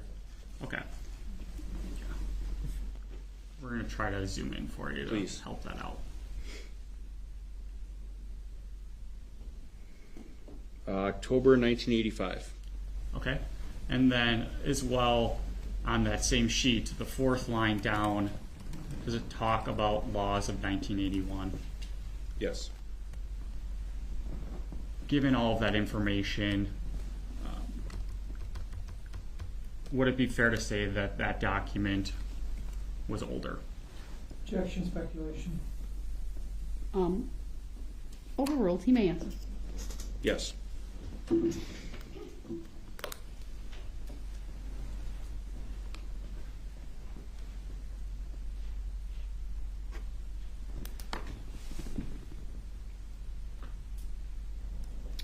And then if we could go to page 18 of that one as well. On page 18, I believe you were shown this exhibit as well, correct? Yes. Can you please read to the jury the fourth paragraph?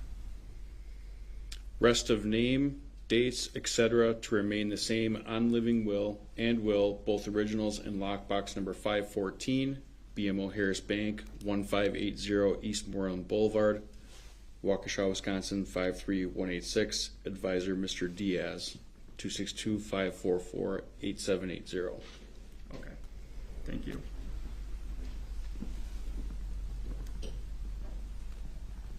We can take that down, thank you.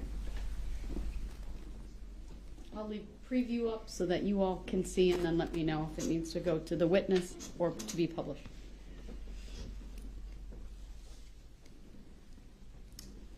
When we get it pulled up, I'm going to be showing you what's been previously marked as Exhibit 1.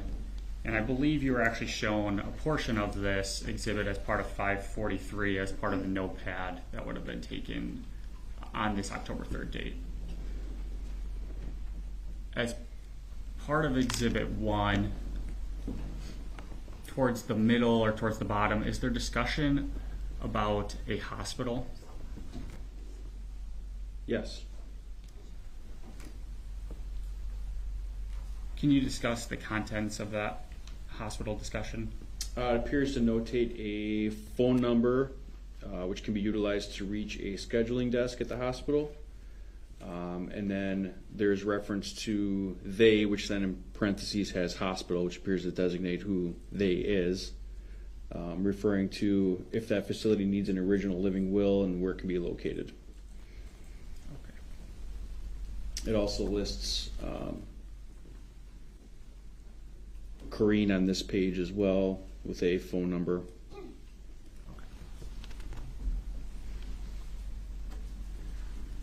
On top of Exhibit 1, if we could just zoom in towards the top a little bit. Do you want this published? I don't. Okay. This doesn't need to be published. Thank you, though. On top of Exhibit 1 is the date 9/26/2015. Yes.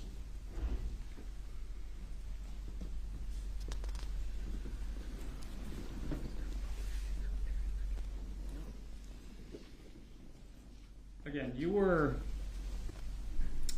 found that notepad in the collapsible area near Ms. Hernan, correct? Correct. Ultimately, a picture of that notepad was taken on a stool, correct? Correct. Okay.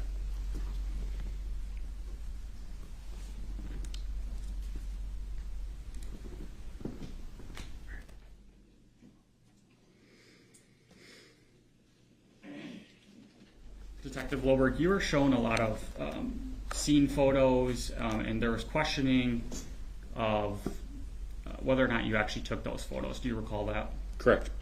Okay.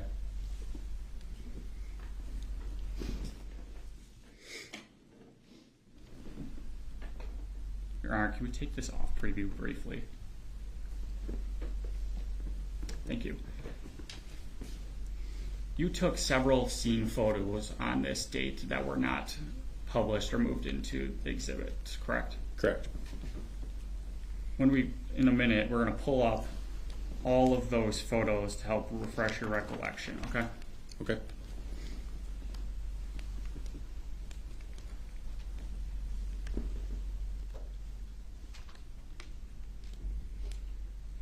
Can we pull up preview, please? Preview for just you or for the witness as well? For the witness as well, please. Thank you. We'll take a minute. Detective, just let us know when it's up. And just for the record, Your Honor, because this is used to refresh his recollection, we don't have this marked as an exhibit right now, but we will be getting that in a PowerPoint form. All right, do you know how many pages? There are 23.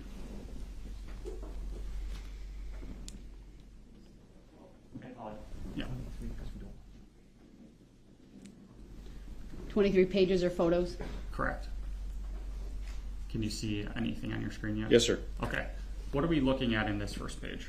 So this is a what we refer to as an evidence card, which is an in-house document utilized to notate that any picture subsequent to this is associated to this particular case number and investigation. Okay.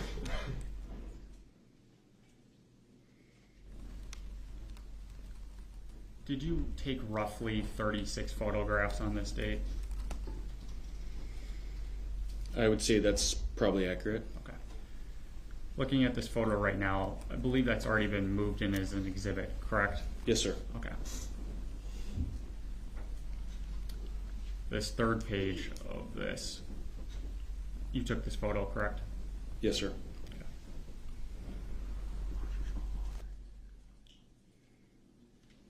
Just to make this more efficiently so I don't have to ask you these same monotonous questions and to save the jury, I'm just going to have this actually end up being scrolled through, and then we're just going to make sure that these are all photos that you took. Okay.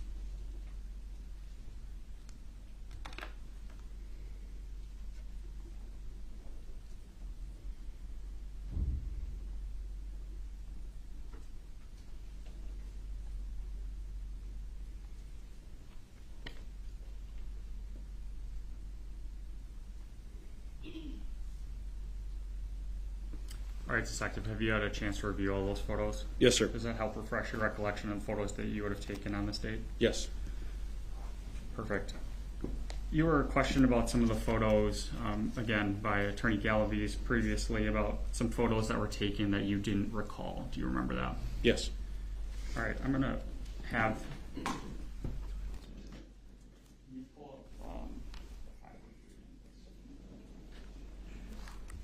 Can you go to page 1, please, and publish this to the jury?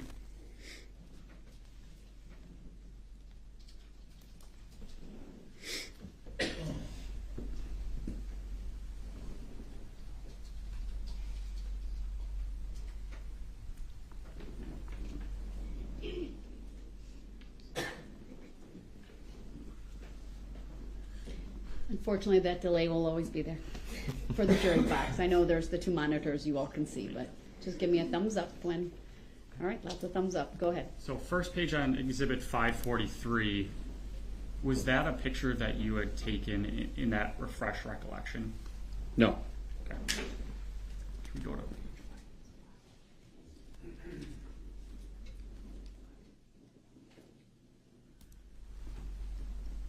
I wanted to not Yep, I appreciate that. show that Thank since you. it was scrolling through.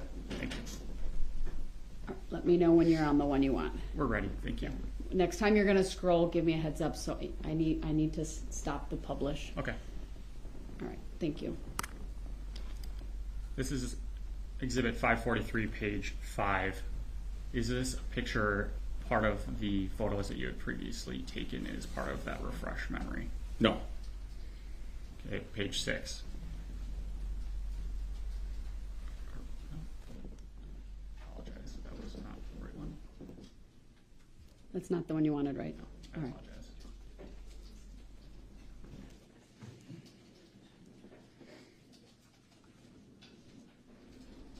We can publish this now.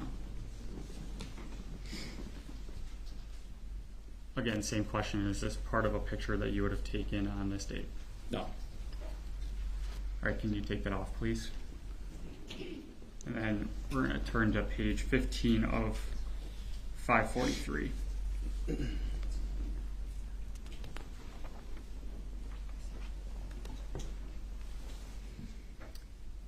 that can be published. Same questions, Detective. Is this picture one of the pictures that you had taken previously? No. All right, that can be taken off, please. And then moving to page 19 of 543.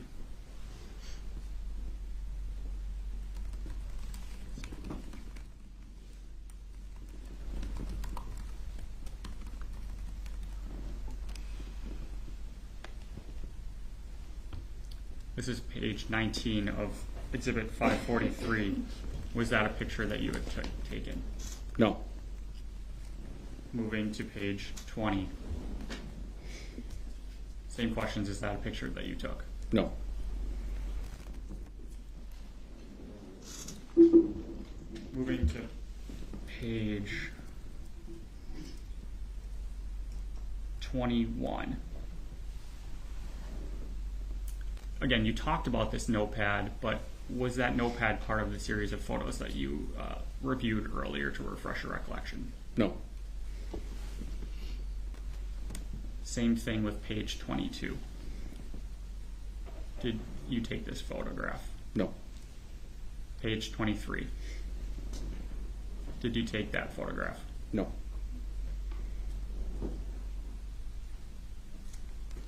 Then we can pull it down briefly. Moving on to page 26.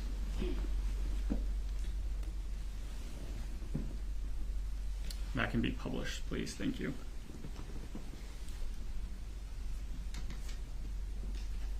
Page 26 of 543. Did you take this photograph? No. Moving to 27. No. Again, did you take this photograph? No. 28. Did you take that picture? No. 29. Did you take that picture? No. And lastly, 30. Did you take that picture? No. So when Attorney Galaviz was telling you that these photos were part of the scene photos and ones that you had taken, would that be correct? No. Okay.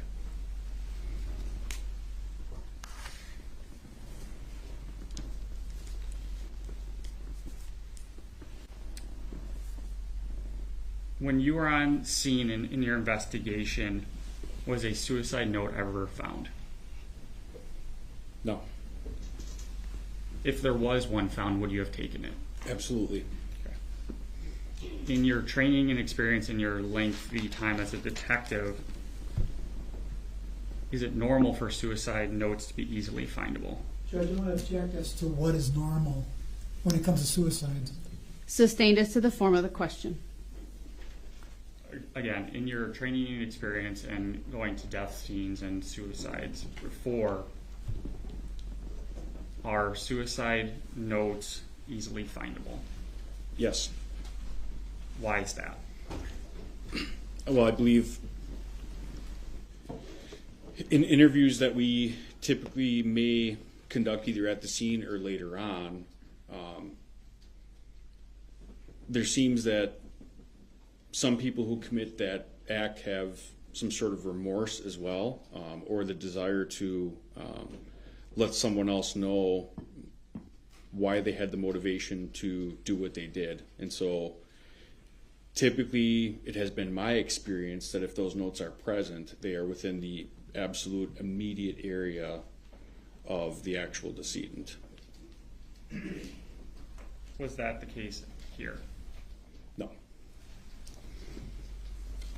Ultimately, we've talked a lot in your testimony here about how initially this appeared to be a suicide, correct? Yes, sir. So can you talk about the reasons here that initially why it appeared that it was a suicide as opposed to a homicide? So the initial information that I was told that some of the deputies received kind of, I guess, led them to that conclusion. And that would have been based on the information that they gathered from Ms. Kurczewski when they interviewed her.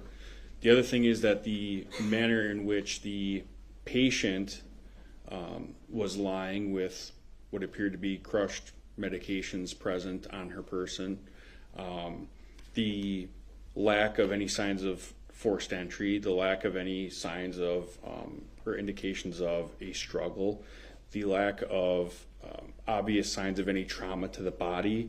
There just was no indication whatsoever, in my opinion, looking at it from a criminal aspect, that there was any obvious element at that time.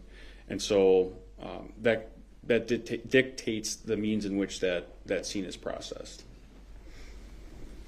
While you're talking about the crushed pills as part of that answer, do you know when those pills got there? No. Do you know how they got crushed? No. And Additionally, does documenting a scene differ when you're processing it as a homicide versus a suicide? Absolutely. Does that change the way you collect evidence Absolutely. in terms of photographs or collecting garbage per se? Absolutely. Ultimately, though, I believe we talked originally on direct examination, though. Through further follow-up, did this investigation turn from a suicide investigation to a homicide investigation? Yes.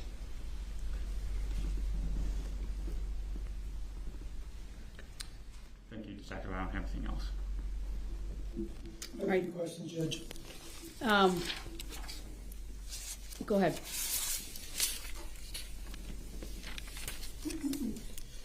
Based on the limited. Correct. Direct.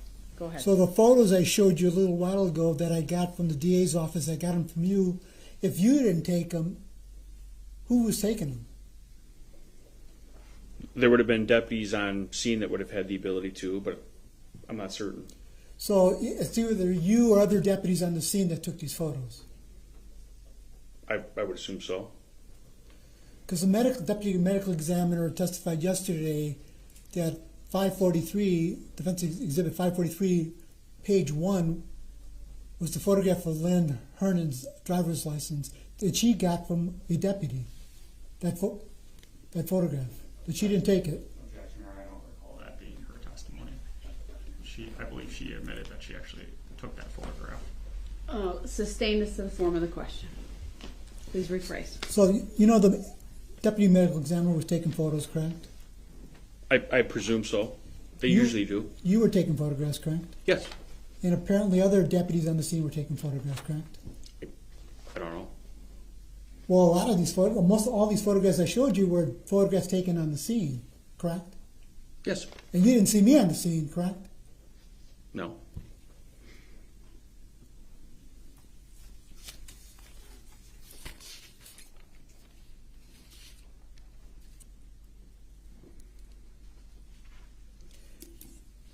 And you said you didn't see any trauma to Ms. Hernan, correct?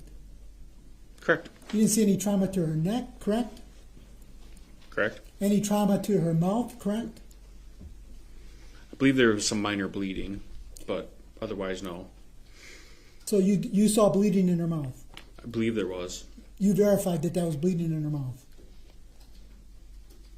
With seeing blood visible?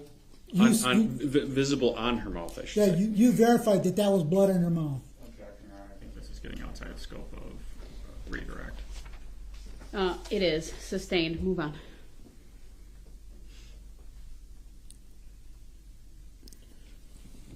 Well, let's talk about these suicide scenes. How many of suicide scenes have you been to? Couldn't say. A lot. 100? Sure. And of those 100, how many were prescription drug suicides?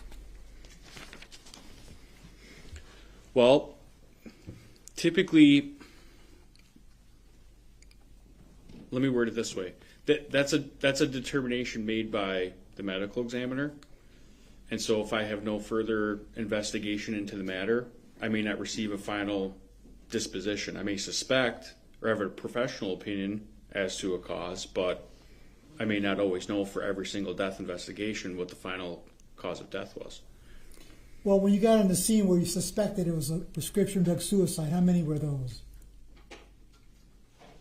I don't know. 1? No. 5? 10? What's the number?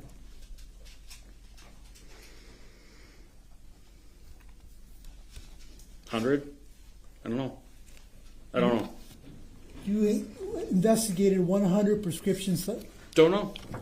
What I'm saying, sir, is that if there's a circumstance where it's the opinion of law enforcement at that time, at that scene, that there's a suicide that occurs, the investigation is done completely different from an obvious criminal matter scene.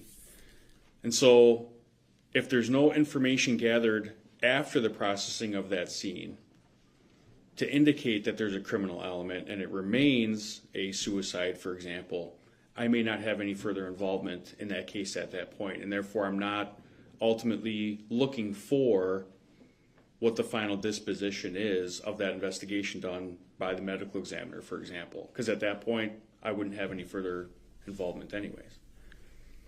So you can't tell this jury how many prescription suicides you've handled? No. So if you handle 100 suicides in total, how many left notes? Probably 90. The last one that you handled, what type was it? I don't remember. They're that frequent. I don't remember. So they went to the medical examiner as suicides. Is that what you're telling this jury?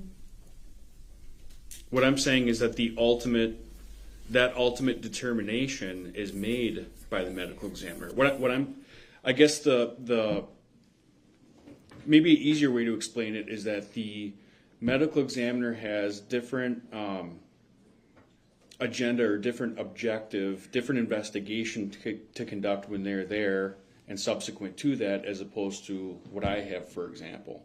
So I don't have any of the medical training or certifications to note or to, I guess arguably what a cause of death could be. And so that's why I say an obvious causation with a criminal element. If I don't have that, I'm limited on what I can do at that point.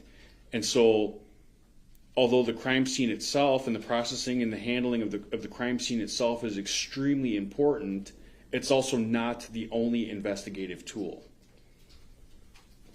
The ideal situation, law enforcement would love for every person to leave behind all kinds of evidence for us that would be traceable back to the offender, right? But that doesn't happen.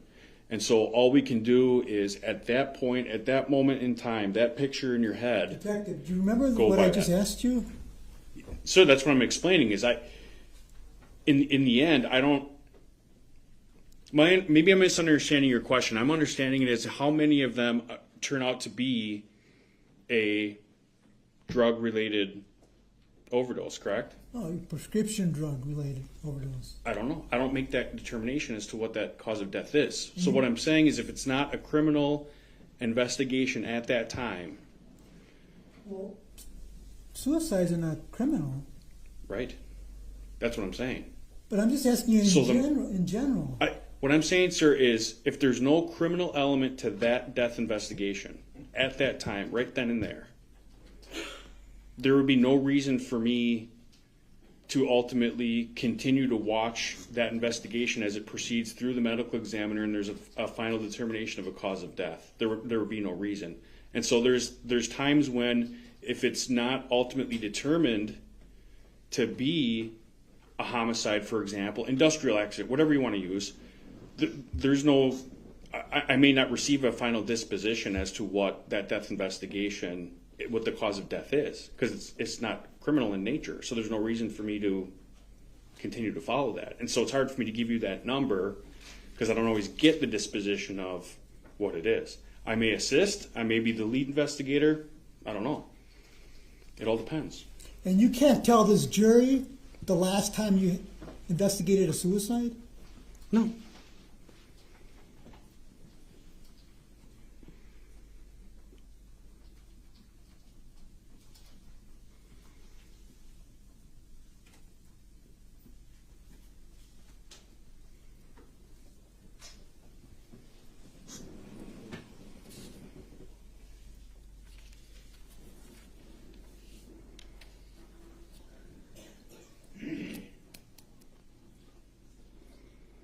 There are no further questions.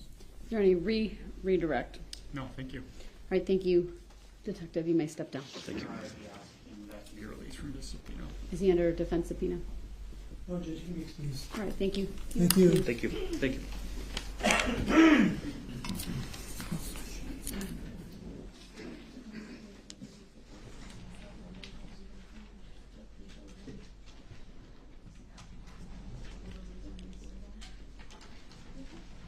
The state will mark that just for identification purposes, used to refresh his recollection at a later point in time. All right, your next witness then. Thank you, Judge. State calls Dr. Lynda Biedrzycki, and I will be using the lapel mic.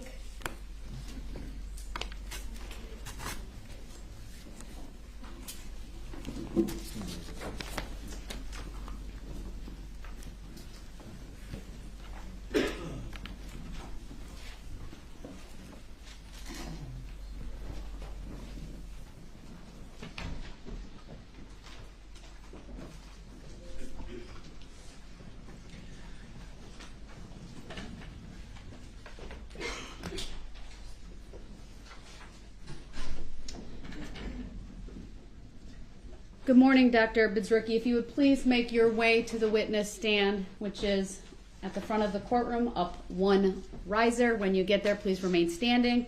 Raise your right hand, and my clerk, Teresa, who's on my left, will swear you in.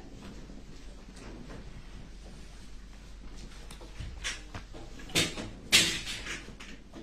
you solemnly swear that the testimony you're about to give shall be the truth, the whole truth, and nothing but the truth, so help you God? I do. Thank you.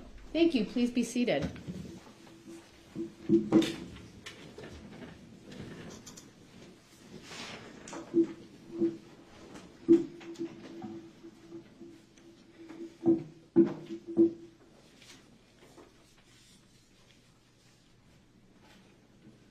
Good morning, Doctor. Could you please state your name and spell it for the record?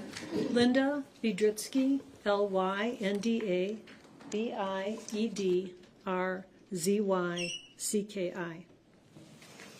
Dr. Biedrzycki, where do you work? At the Waukesha County Medical Examiner's Office. In fact, are you the head of that office? Yes. Could you explain to the jury what it means to be the head of the Waukesha County Medical Examiner's Office, please? Okay. Medical examiners and coroners are a statutory position in the state of Wisconsin, and they're by county. And our job is to investigate deaths as defined by statute, which is basically any unnatural death or any death that's unexplained.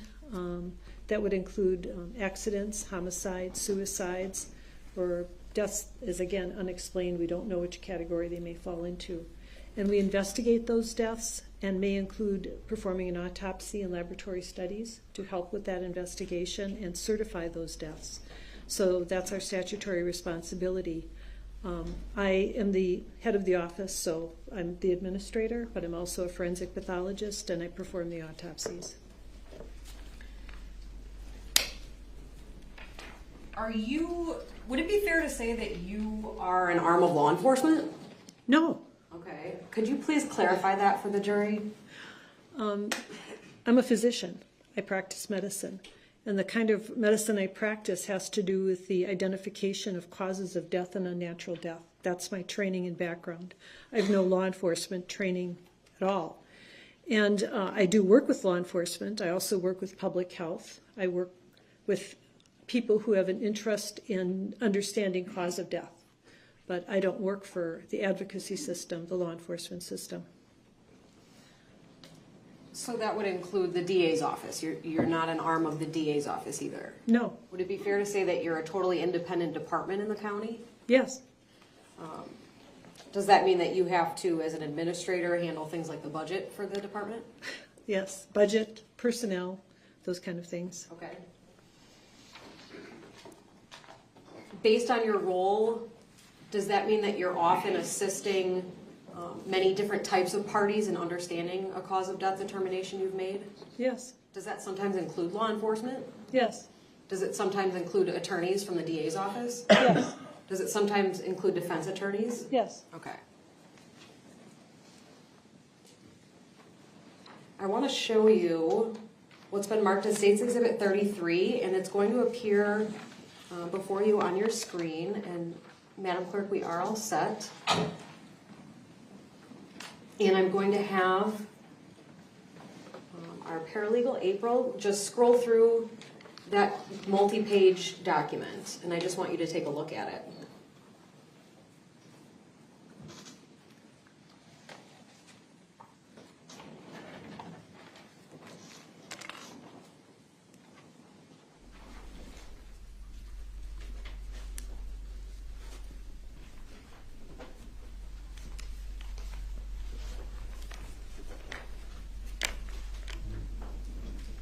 Okay. Is that Exhibit 33 7 pages? I don't remember the number of pages. Okay. Yeah. And if I can refer you, actually on this screen, I see 7. okay. What is Exhibit 33? It's my curriculum vitae. Is that a current version of it? Yes. Was what you saw on the screen a fair and accurate copy of your curriculum vitae? Yes. I'd move Exhibit 33 into evidence, ask for permission to publish. Any objection? None. Exhibit 33's received permission to publish is granted. So, Dr. Biedrzycki, I just want to make sure that the jury can kind of tell where we're looking. So on the screen along the right column, is it true that there's actually a page count? Yes. Okay, and so right now does it show that we're on page 1 of 7? Yes. And if Ms. Vulcanier could please scroll to the bottom of page 1, I'd like you to point out if there's an exhibit sticker on this. Yes. Okay, and so that's the same Exhibit 33 that you just looked at? Yes. Okay, so if we could scroll back up to the top, please. Dr. Biedrzycki, why did you prepare a document like this? People sometimes want to know what your background and training is, and so typically physicians have a CV, and it's shown to people who want to know. Okay. Is it fair to say that it's a compilation of a lot of different kinds of information? Basically my professional information. It's not a personal document. It has to do with my training, my prior employment, my professional activities, any research that I did, that kind of thing. And you already indicated to the jury that you're a medical doctor, right? Correct. And a pathologist. Yes. Could you please talk to the jury about your education in order to take those positions? Okay. So I have a degree in biology from Marquette. And then I went to medical school at the Medical College of Wisconsin. After that, I did an internship in internal medicine at the University of Illinois in Chicago. And then I went and did 2 years of pathology training in both anatomic and clinical pathology at the Medical College of Wisconsin. I then went to the University of California in San Diego for more anatomic pathology training. Then I did a forensic pathology fellowship at the Wayne County Medical Examiner's Office in Detroit. And I finished my clinical pathology training at William Beaumont Hospital. So those were 5 years of pathology training to cover the necessary training to qualify to take boards in 3 areas of pathology: anatomic, clinical, and forensic. After I practiced forensic pathology for a while, I went and did a second fellowship in cardiac pathology. So that covers all my training.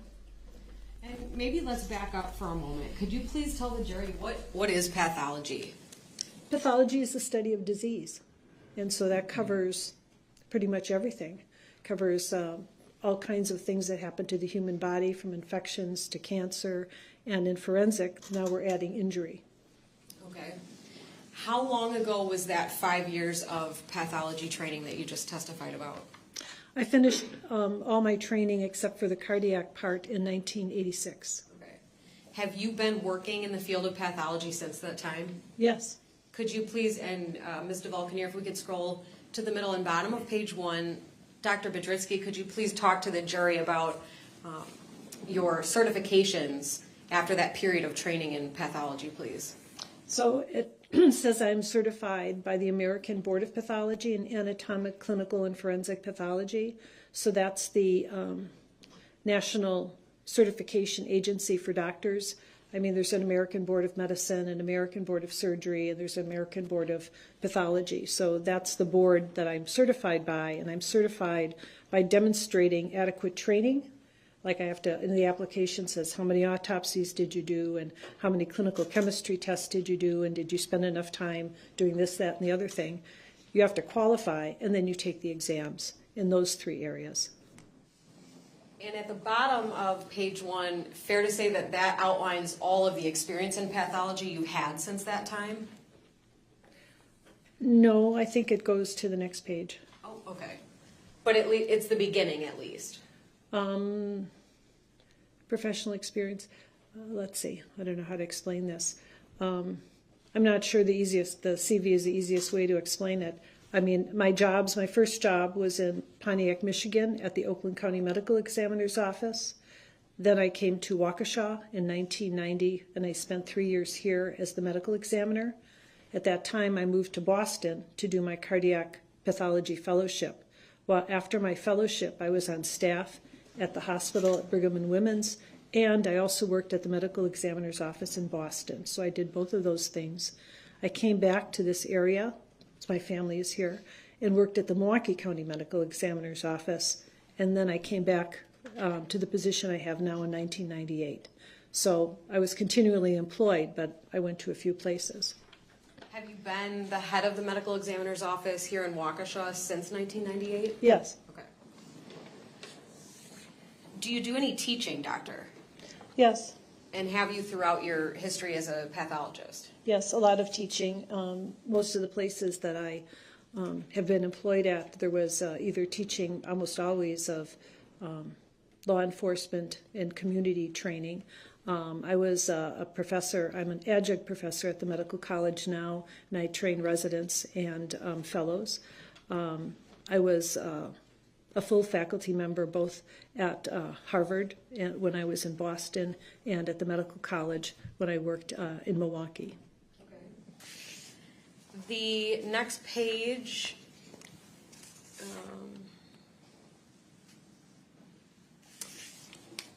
Could you tell the jury what this page of your curriculum vitae is capturing and why it's important? These are the professional activities I've engaged in, and part of it is to maintain knowledge in your field. You work with your co-professionals nationally so that you know what's going on and try to contribute nationally to improve your field. So I belong to general pathology organizations, which are the American Society of Clinical Pathologists and the College of American Pathologists. All pathologists can belong to those organizations, and the United States and Canadian Academy of Pathologists. Then I belong to forensic organizations, which include the National Association of Medical Examiners and the American Academy of Forensic Sciences. I also belong to the State Coroners and Medical Examiners Association, and I also belong to the AMA, the American Medical Association. In your field, is it important that you keep current on research and developments in the field? Well, continuing education is critical for all physicians because knowledge advances. And yes, so it's true in forensics as well. Is it important, and I think that you mentioned it when you were talking about these positions, that you consult with other doctors in your field or even professionals in other fields that are relevant to your work? Right, yes. I mean, there's a lot of ongoing discussion with your colleagues. You know, how did you do this? Can you help me with that? So forth and so on. Doctor, I next want to talk to you about what's actually on the next page of this exhibit, page 4, in terms of have you ever written anything that's been published? Well, this particular page is more to do with other activities, such as I did 2 presentations in the last couple of years on a national level, and it includes my other memberships and speaking award. But I have published as well. Okay, and I'm sorry, I skipped ahead a little bit. That's further down, isn't it? So, in terms of the page that we're looking at, could you tell the jury a little bit about that most recent presentation that you gave? Just this, in June of this year, I did a webinar, national or maybe internationally provided webinar called The Poison Patient, Poison in the Pathologist, Challenges in Delayed Death. Do you know about how many other doctors viewed that training? I was told that over 1,000 registered. Okay. And what about the one listed there in 2022? What was that? This was a talk I was asked to give on challenges in the identification and certification of novel synthetic opioids in death investigations, the Midwest experience. I did that at the toxicology workshop at the American Academy of Forensic Sciences. Okay. And Ms. DeValcanier, if we could just slowly scroll down. I think, Doctor, you've already talked about your teaching. So we'll scroll Through that,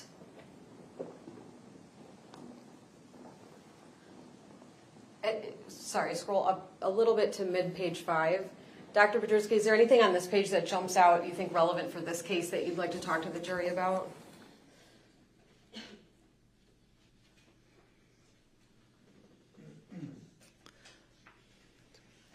Well, it includes things I may have mentioned that I instructed at the Medical College of Wisconsin, that I lectured for Police Academy when I was in Michigan, that I taught at the Harvard School of Public Health and Harvard Medical School when I was working in Boston. Okay, and if we could continue down, please. Now, page 6 of Exhibit 33 is actually the part that I jumped ahead to, right? This is a big bibliography part. What does this capture for the jury? Well, these are articles that I published, book chapters that I wrote or assisted in writing, and abstracts, which are basically like short versions of papers that aren't a complete paper that I wrote on various topics. Okay. I want to talk to you a little bit about the process of being published as a doctor. Is that a fairly simple thing to get done? No, I mean, it takes a lot of time. You have to be peer reviewed, submit to a journal. I would say time is a constraint, at least for me. Explain that to the jury, please. I find that actually doing my job takes all of my time. Working to publish papers, it is important because it's important to share things that might be helpful to other people, but it takes a lot of time. One paper, the second one on here, that I worked with Dr. Dupre, who works at Carroll College. We looked at hundreds of cases of deaths to look at what commonalities existed in people who died of falls. I mean, crunching that data, it took years actually to do that. Other cases are case reports. I did, the top one is a case report because there was an injury from a resuscitation device, and I called the emergency doctors that were supervising the EMTs, and I said, hey, this happened. You should know that this can be a complication. And he said, that has never been published before, we should publish it. And I went if you do at least most of the work, I can do that. But, it takes time. Okay. As opposed to working on research and publishing articles, what does a typical day for you in your job look like? It's mainly doing autopsies and working on investigations of deaths, supervising the investigative staff, reading the reports of the cases that they investigated and doing the autopsies, and then the follow-up for those autopsies, which includes reviewing the medical records, the police reports, the laboratory data, filling out the paperwork for the death certificates. One time I did a time study because it was requested by administration, and I can spend up to 30% of my total work hours doing administration. So there's that as well. Okay. When you say supervising, I think that you called it the investigative team. Did I get that wrong? Yeah, no, that's right. Okay. Formerly, was Tabitha Kukis a part of that team? Yes. What was your role in terms of supervising her work and the other investigators' work? Well, I set the standard for the scope of the investigation. There are requirements that they need to fulfill in every investigation in terms of my expectations. So, and anybody who works in my office, it's a long training period because it's a very high learning curve. So, primarily I set those expectations, what a good investigation consists of, and then on a daily basis I review the cases that have been occurring. If they don't call me, sometimes I'm called and they say, I'm at a scene, what do you think?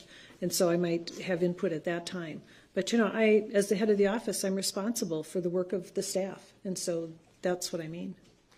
When you talk about scenes, does that only include homicide scenes? No. Could you remind the jury when you're called for assistance, when your office is called for assistance?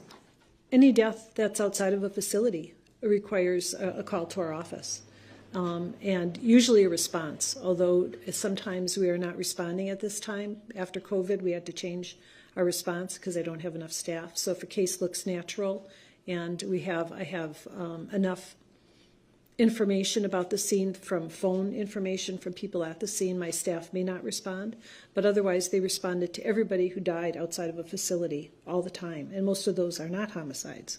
Okay. I think I know the answer to this. Is it possible for you personally to go to all those scenes? No. Okay. Could you give the jury some idea of the numbers of scenes we're talking about? Per year or per week or something that would be helpful? No, it would be per year because I look at these stats for budget purposes, but I'm going to have to round them. It's probably around high 200s to 300 scenes pre-COVID. It jumped by about 100 to 150 scenes more. Now I think we're up to 400 to 500 scenes annually. Okay.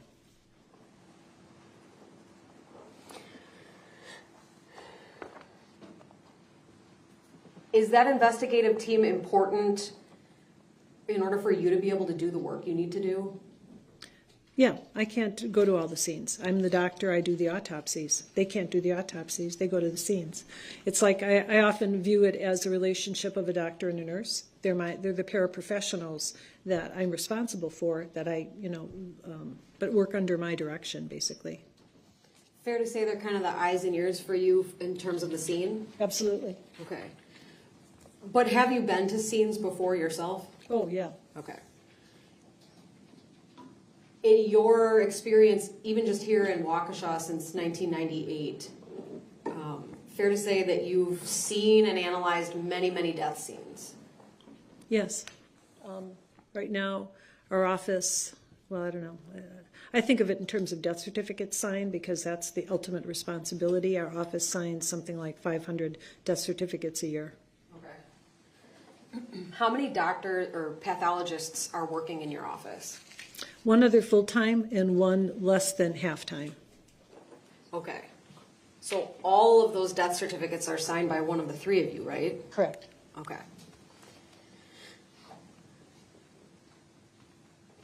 Is there a difference between cause and manner of death? Yes. What is it? Cause of death is the initiating event, which could be an injury or it could be a disease, that starts the chain that results in death. Manner is how that death, it's more circumstances of the death. In other words, a gunshot wound could be an accident, a suicide, or a homicide, depending on how that gunshot wound was sustained. And then the natural deaths have no trauma at all. Okay. Which of those or both go on a death certificate? Both. Okay. Does it sometimes take a long period of time between finding a decedent and having a death certificate signed? Yes. In my area, yes. Why? Because there's a lot of laboratory studies, medical records, maybe investigation that has to go into it. Okay. You said that almost on a daily basis you are conducting autopsies, is that right? Yes. Are there different parts of an autopsy? Yes. Could you please explain those to the jury?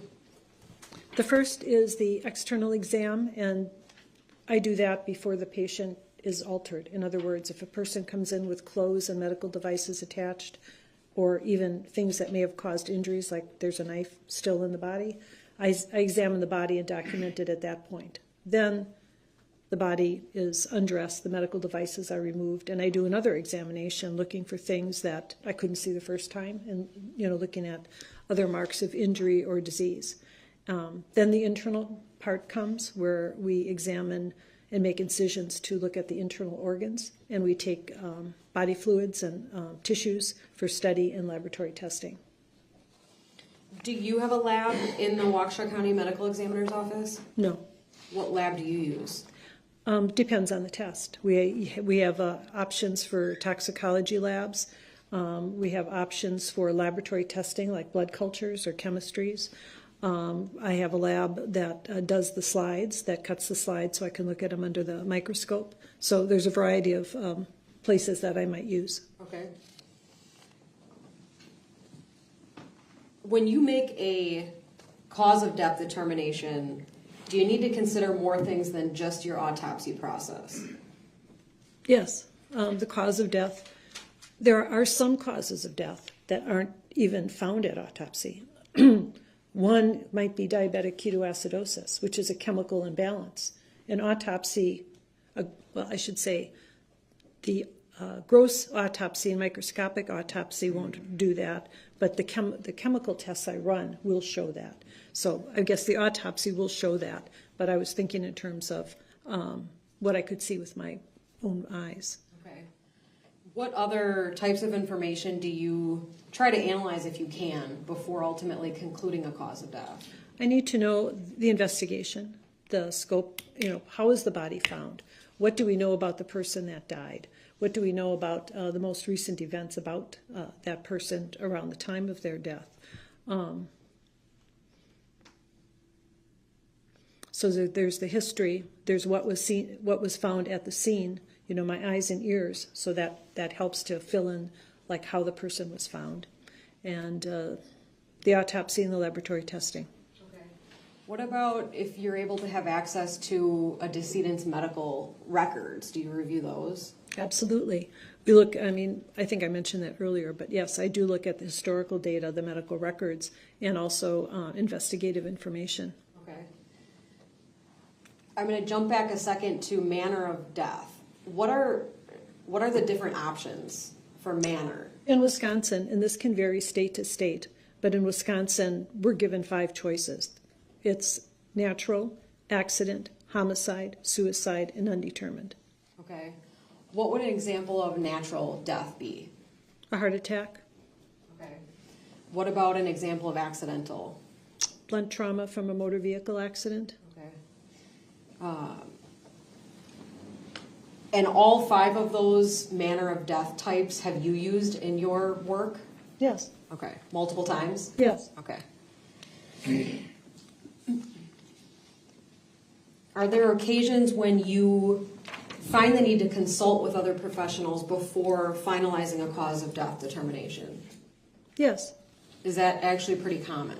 Yes. Okay. What about doing research on your own before determining a cause of death? Yes. Okay. Dr. Biedrzycki, I'd like to talk to you about this case involving the decedent Lynn Hernan. Were you involved in the cause of death and manner determination for Lynn Hernan? Yes. Okay.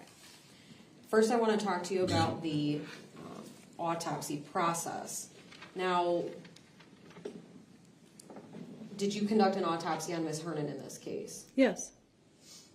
And when you conduct autopsies, are you always following the same best practices and standards set for you in your field? I would say yes. Every case has its own specific things, but in general, there's a standard practice. Ultimately, do you memorialize the autopsy process and conclusions in a report? Yes. Is that often referred to as a protocol? Yes. I'd like to show just the witness, please, states Exhibit 34. And doctor, again, this is a multiple page exhibit. And I'm going to have Ms. DeValcanier please scroll slowly through all 8 pages.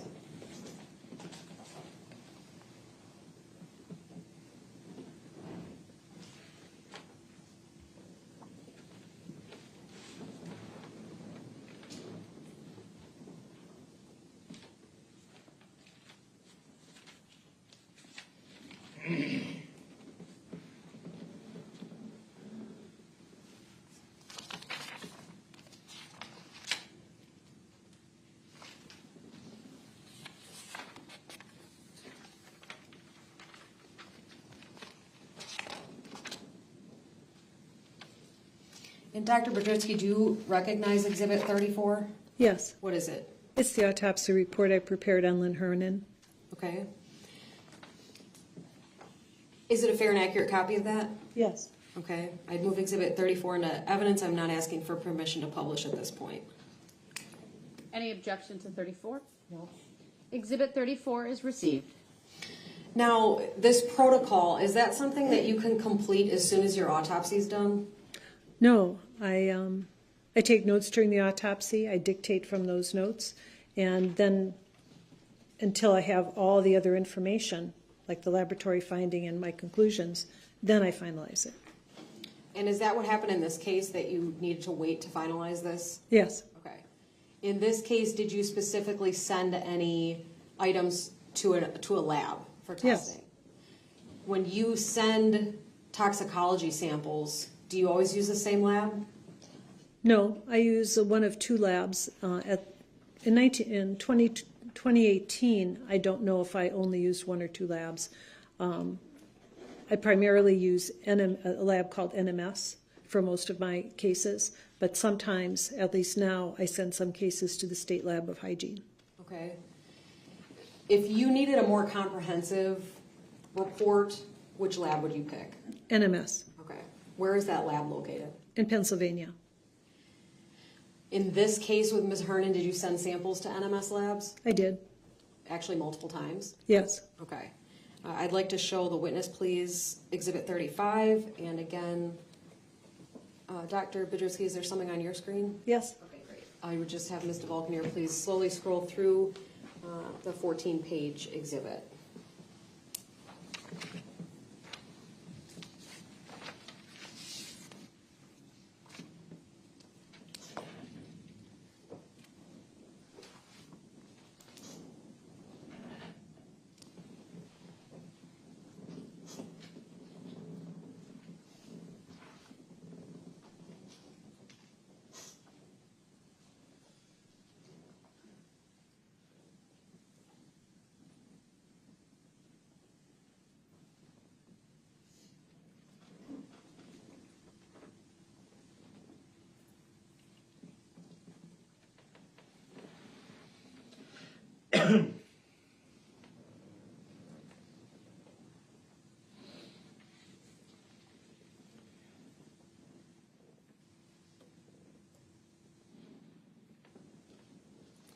And Dr. Biedrzycki, do you recognize Exhibit 35? Yes. This What it- was. Oh, I'm sorry. What is it? This was the final, the fourth actually, and the final report from NMS Labs on the specimens from Lynn Hernan's autopsy. Is this something that you used in order to determine the cause of death in this case? Yes. In fact, is it often included right behind your protocol? Yes, it's often, if people request my autopsy protocol, rather than copying everything that's on the report, I would just attach it to my report. Okay. And is that what you did in this case? Yes. Is that a fair and accurate copy of the final report from NMS Labs in this case? Yes. I'd move Exhibit 35 into evidence. Exhibit 35 is received. Dr. Biedrzycki, do you know roughly the time frame that you received the toxicology initially in this case?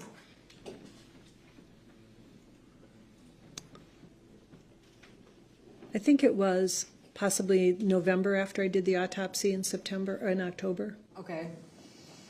When you received the toxicology, did you end up contacting NMS Labs? Yes. Why?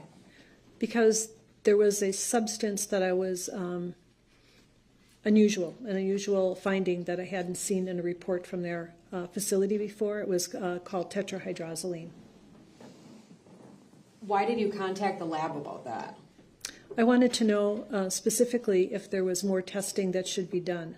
In other words, if you find a surprising finding, I mean, many of the findings in their toxicology report were things that I was familiar with and were found in her investigation in terms of the medication she had access to. But tetrahydrozoline just sort of came out of nowhere. So I called them and I said, you know, what's your experience with this? Should I send another specimen? Can we confirm it through another means? Because this is an unexpected result. In terms of the autopsy itself in this case, were there remarkable findings that kind of pointed you in a certain direction about what the manner of death might be? Because there were a number of medication bottles at the scene, there were scattered pills on the floor, there was powder kind of ground up on her body, there was a thought that maybe there was an ingestion was a possibility for the cause of death. She had also been recently released from the hospital, And she was on a lot of medication, so she clearly had some medical conditions. So perhaps natural disease was the cause of death. So I would say initially that was my thought. Okay.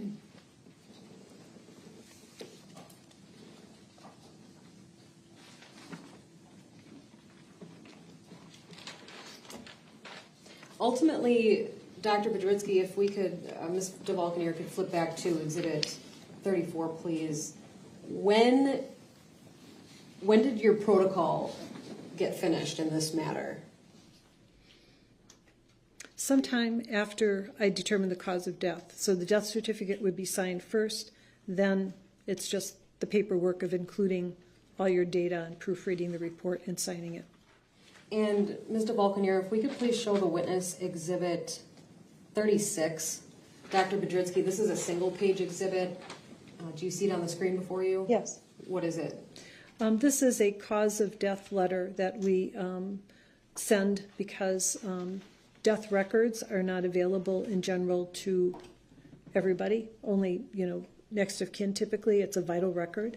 But the information that I determined regarding cause of death might be necessary to release so that people know what the determination of cause of death is.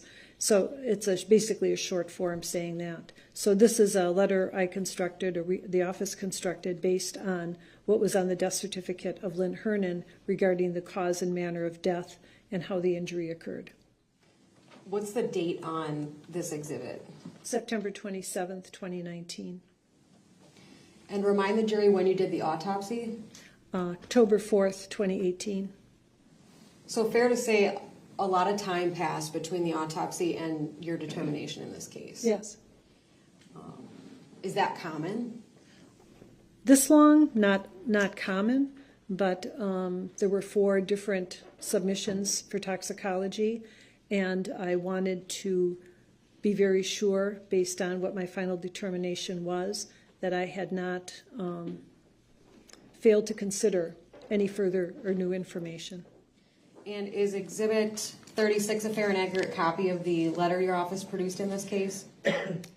I can't see the exhibit number, but I'm sorry, yeah. Just scroll down. Thank you. Yes. I'd move Exhibit 36 into evidence, ask for permission to publish. 36 is received. Permission to publish is granted.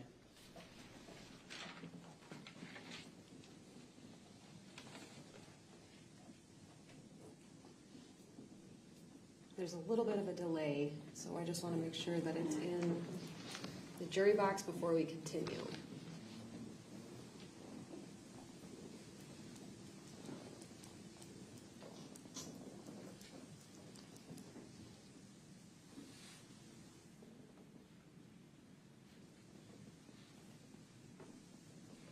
All right. I think I even saw the light go on some of your faces, so that's a clue. Dr. Biedrzycki, is this Exhibit 36 that you were just shown on your screen? Yes. If we could scroll down, please, Ms. DeValcanier. Okay. And we're going to go much more in depth into these determinations, but before the lunch break here, I'd just like you to explain to the jury the content in the middle paragraph of this and what your findings were in this case. Okay. It's structured as a death certificate is structured. So what my obligation is to fill out the death certificate is to fill out what they call the primary cause of death, and that's like part 1. And part 2 are all the other conditions that contributed significantly to the cause of death. Then there's, if it's not a natural death, how did an injury occur, and the time and place, and how it occurred. So the cause of death I determined was tetrahydrozoline poisoning. I also determined that there were other significant conditions. I think it's important to say that the CDC has instructions on filling out a death certificate, and other significant conditions should not include things that are historical. It should include things that affect the cause of death in a significant way. So you should be able to say why you put that in there. So under that conditions, I included a number of other medications, including baclofen, ropinirole, alprazolam, hydrocodone, and cyclobenzaprine use, other medications. I also put in some of her important natural diseases, including interstitial myocarditis, hypertension, hepatic steatosis, and chronic obstructive pulmonary disease. Then I have to determine a manner of death. I have to pick one of the 5 manners, and I determined it was a homicide, which is a medical determination, not based on law enforcement or criminal rules. It's a public health determination, actually. And how this injury occurred is that she was given tetrahydrozoline by another, which is why I called it a homicide. If it was self-administered, it would be something else. And the use of baclofen, ropinirole, alprazolam, hydrocodone, and cyclobenzaprine. So I have to indicate all of those unnatural conditions as injury. Thank you, Dr. Biedrzycki. I think this would be a good time to take the lunch break, Judge.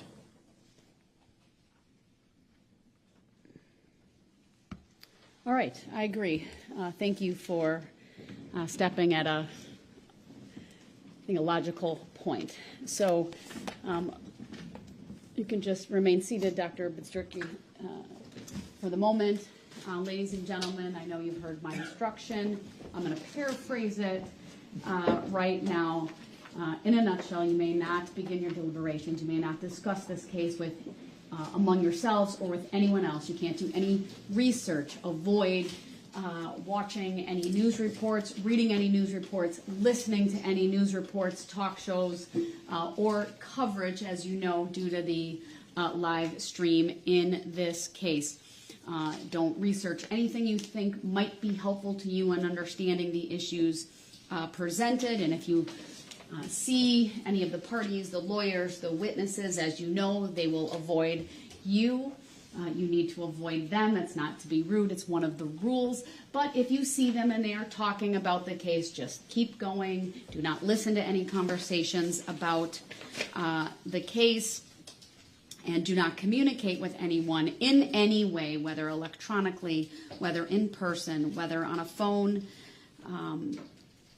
You may not do any of that, and you may not post about this or otherwise communicate about your experience as a juror while this case is pending and before the trial is concluded. As you know, the rules are intended to assure that jurors remain impartial throughout the trial. If any juror has reason to believe that another juror has violated these rules, you should report that to me, or frankly, if anyone were to approach you as well. Because if jurors do not comply with these rules, it could result in a new trial involving additional time and significant expense to the parties and the taxpayers. As you know, you are to decide this case based only on the evidence offered and received at trial. With that, we'll give the full 90-minute lunch hour. Please follow the directions. I know you've met Mike now, replacing Jen. Tom is still here, and we'll get going close to 1:30. All rise for the jury, please.